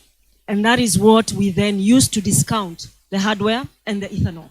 So you as a customer, when you go, you buy our solution, it's about 1,550. So it's already heavily discounted. Remember, we are targeting people who are using charcoal, kerosene, and firewood. So we've already passed the discount to you. Yeah. And then when you're buying the ethanol, it's 82 shillings a liter. It's already discounted. Once you buy our solution, through continued use, you generate credits. Those are the credits we then sell in the voluntary and compliance market, and the funds that we raise are what we then use to even further lower the price of the cooker and the bioethanol. And that way we are able to expand and reach more and more households, especially in the non-urban areas. If you think about the people in the urban areas, they have a higher level of income. But the people who are primarily using biomass are in the rural areas, or what we call non-urban. We actually need to lower the solution even below the prices we are at to motivate them, to incentivize them to transition. Thus, the higher the price we get for our carbon credits, the higher the discount we're able to pass on to our consumers. And that's the question of integrity that Mabel alluded to. The fact that we are able to show the scalability and we are able to show where our customers are, the more trust we gain from either the compliance market or the voluntary market, and thus they're willing to pay a higher price. Thank you. Maybe I can also add to the question. My name is Brian Thigda with the Nairobi Securities Exchange. So carbon credits trading, how we should look at it is just like any other commodity, right? Willing buyer, willing seller. And this is important because, as Madam Bithe mentioned, we're in the process of setting up a carbon exchange here in Kenya, which will actually simplify the process for players already in the industry who are already generating carbon credits. So the important thing to note, and just to highlight from Coco's presentation, is in how you actually do the verification. Because at the end of the day, the credits themselves need to be verified, that they are quality credits, that you've actually done either a mitigation or you've helped in sustainability moving forward. So this you'll see a lot more from this coming from us, because we are currently putting together the trading rules for that. But ideally, we already have an issuer at the moment who's looking to do that. How it will work is that we will link them. It will be an auction trade. So people will, for the first sale at least, people will bid on what the pricing should be, because these are quality carbon credits, but there's a baseline to which they can sell below that. So we'll see a lot more information about that, but we are very happy to provide further clarity on this space. But it will not just like trading of any other commodities.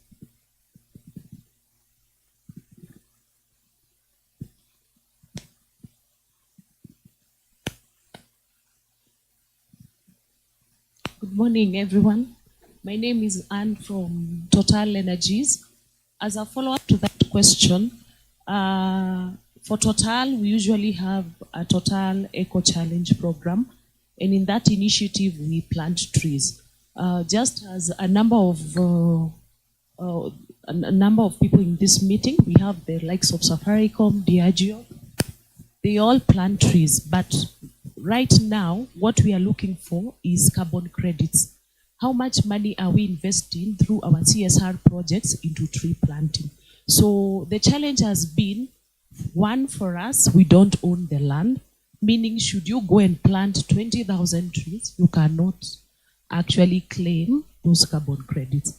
So maybe that's a question for NSC. How can you come up with a product in such a scenario, because we are investing so much into tree planting that we cannot claim it as a carbon offsetting? I think for us it's something very key, especially around scope 3, because that's how, as a company, you can actually say, I have mitigated climate change through planting of trees, and I'm going to offset this with the number of trees that I've planted. So currently in Kenya, that's a challenge. Maybe NSC can give us further details, but that's something we are looking forward actually to benefit from. Thank you. All right. Thank you very much for those questions. I don't know if the NSC would like to respond to that on the spot, or we can pack it. All right, please do. I will try to answer the question to the best of my ability, but I think you need to understand the legal framework around it, because if you are planting the trees on someone's land, it must be very difficult for you to get any benefits from that. So probably you need to get into some form of an arrangement with the people that you are working with, so that you could be having a framework of maybe sharing the benefits based on the investment that you have. The way it is, I think from where I sit, it might be very difficult to claim any benefit from such kind of an arrangement. It's like going to plant trees in Europe. You cannot claim the credits. The city council will come after you. The city council government will come after you. So you need to have an arrangement. You can even lease land if you're really very keen on issues to do with try to having some form of offset arrangement. You can lease land, plant the trees, and then have some form of verification, so that now you are able to measure the amount of carbon CO2 that you are trying to offset. Maybe that's my view. Maybe if I can, Fernanda Stefanos from Anjarawala and Kana Advocates. The Ministry of Environment and Forestry has recently been doing a whole public participation process on the climate change amendment bill, which would provide an arrangement that would provide a solution to the problem. So this would be where project managers or companies like yourself would enter into a community development arrangement with the communities, where they would be planting their trees or establishing these emission reduction projects.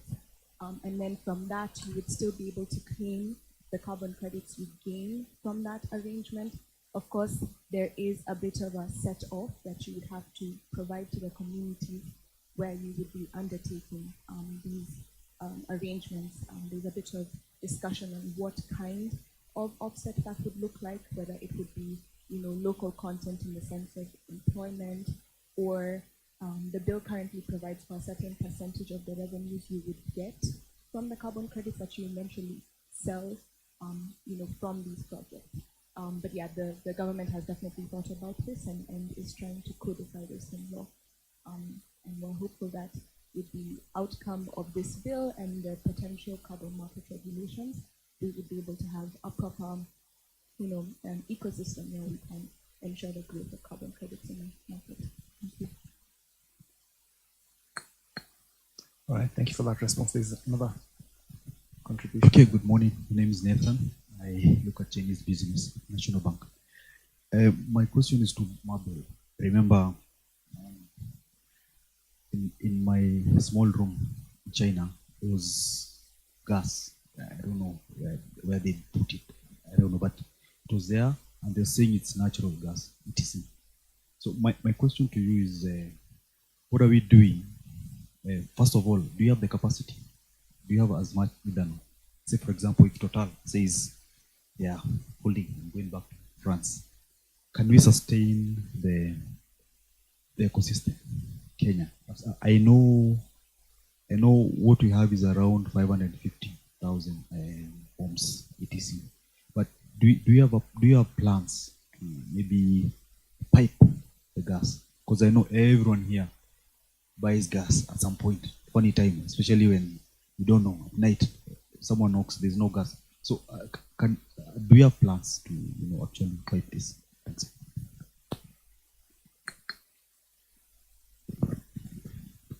Thank you for your question. To clarify, our fuel is not gas. Yeah, our fuel is bioethanol. The difference between the two is bioethanol is clean and renewable. LPG is clean. Yeah. What we do is very different because we use technology.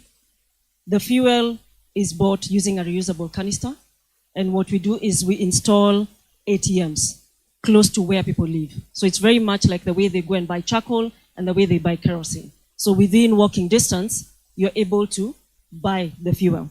Yeah, the fact that we've invested heavily in hardware is why we are gradually rolling out. Yeah, it's not possible for someone to just go and set up. You need our Cocoa Point, the ATM. In terms of our longevity and our sustainability, one, we've signed an agreement with Vivo. Yeah, so we use their petrol stations, the Shell branded petrol stations, as a point where the ethanol is deposited before we collect it for distribution to the cocoa points. And for that, we have a long-term agreement with them. Secondly, in terms of purchasing ethanol, we do commit to sign an offtake agreement to offtake any bioethanol that is produced in the country. Our preference is to develop the local ethanol industry. That is a commitment we've made in Kenya. That's a commitment we make in every country that we're in conversation with. Our ambition is to use imports, yeah, to enable us build the demand for local companies to come and invest. Yeah. We have had conversations with government. They do understand the viability of an ethanol industry. You need to also understand that ethanol will eventually be used for blending in the transport industry as we seek to reduce our reliance on fossil fuel. So there's a huge potential for the ethanol industry because we are looking towards anywhere from 300 to 600 million liters annually, which would require a minimum of about 350 million investment in terms of putting up the factory, but also in terms of farmers. Ethanol you can get ethanol from any starch. Our preference is molasses. You can get it directly from sugarcane, and you can get it also from cassava. So the potential upstream is massive. We are here for the long term, and I think we have considered all risks, and we have mitigating factors in place. Thank you. Thank you, Sophie, for that response. So we can take two last questions, one from Patrick, of course, and another one from Julius, please. Patrick? Thank you. I think personally I've learned a lot from this forum. I was in grade 1 in terms of carbon financing, carbon market, carbon credit, but probably in grade 3. No? A very rudimental question. Just like a loaf of bread is about 100 shillings. How much is carbon credit? A range, if I may say, at the moment. MSC or cocoa.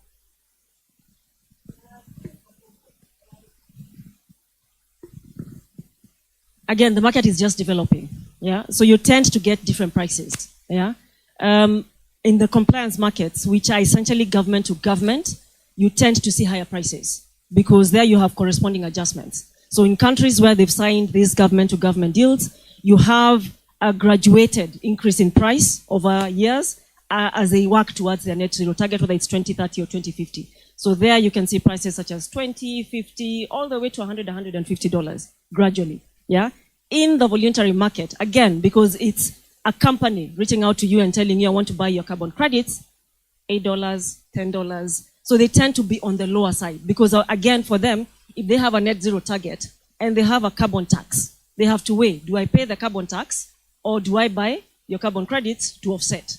Yeah. So right now we are seeing, and that's why you're seeing like ACME, the Africa Carbon Markets Initiative, they're seeking to put together the supply and also build the demand. So we expect with time, the price will rise as even more and more players come into the market. Thank you.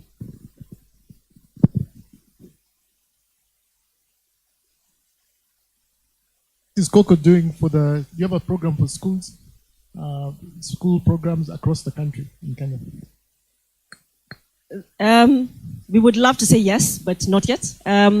We came into Kenya in 2014. It took us 5 years to develop our solution. Yeah, our immediate target is the household. Yeah, because we believe that is where most of the suffering is happening. It's not to say we are not looking at institutions. We do recognize that institutions, schools, hospitals, tea farms, they tend to use a lot of firewood. We are through our Coco Labs. We are looking at developing a solution to address that.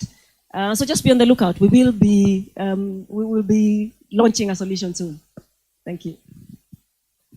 All right. Thank you for those wonderful questions. I think those questions bring us to the end of our session. But as we end, I would like to invite you formally to be involved with our work here at the International Chamber of Commerce. The National Commission, or what we call now ICC Kenya, is pretty new, but this is also an opportune time for you to join hands with fellow professionals and other organizations that are members, for you to grow with us and also contribute in policy and advocacy work not just from a local perspective, but in an international perspective. I know today we're talking about sustainability, and part of our work and something that we've done, and you might have seen it during the COP27, we launched ICC standards for sustainable trade and sustainable trade finance. And this is some of the work that we are driving on this front. Beyond this, we are doing a lot of work. We influence a lot of banking, what we call banking rules, which we influence under what we call the Banking Commission, the Global Commission that sits in Paris. And here we have one that mirrors that, where you can also contribute as a banker. And in the coming days, on the 16th of June, we have an interesting discussion, and would like to invite you as well. If you're a banker, we'll be sending you an invite to be involved in this session. We'll be discussing about artificial intelligence and how that is transforming the banking sector. We do also have a lineup of various activities that you can get involved in. We'll be letting you know via email, and hopefully you'll respond to us. Thank you very much for coming. And of course, to our guests, our panelists, thank you very much. Wishing you all a wonderful day. Thank you.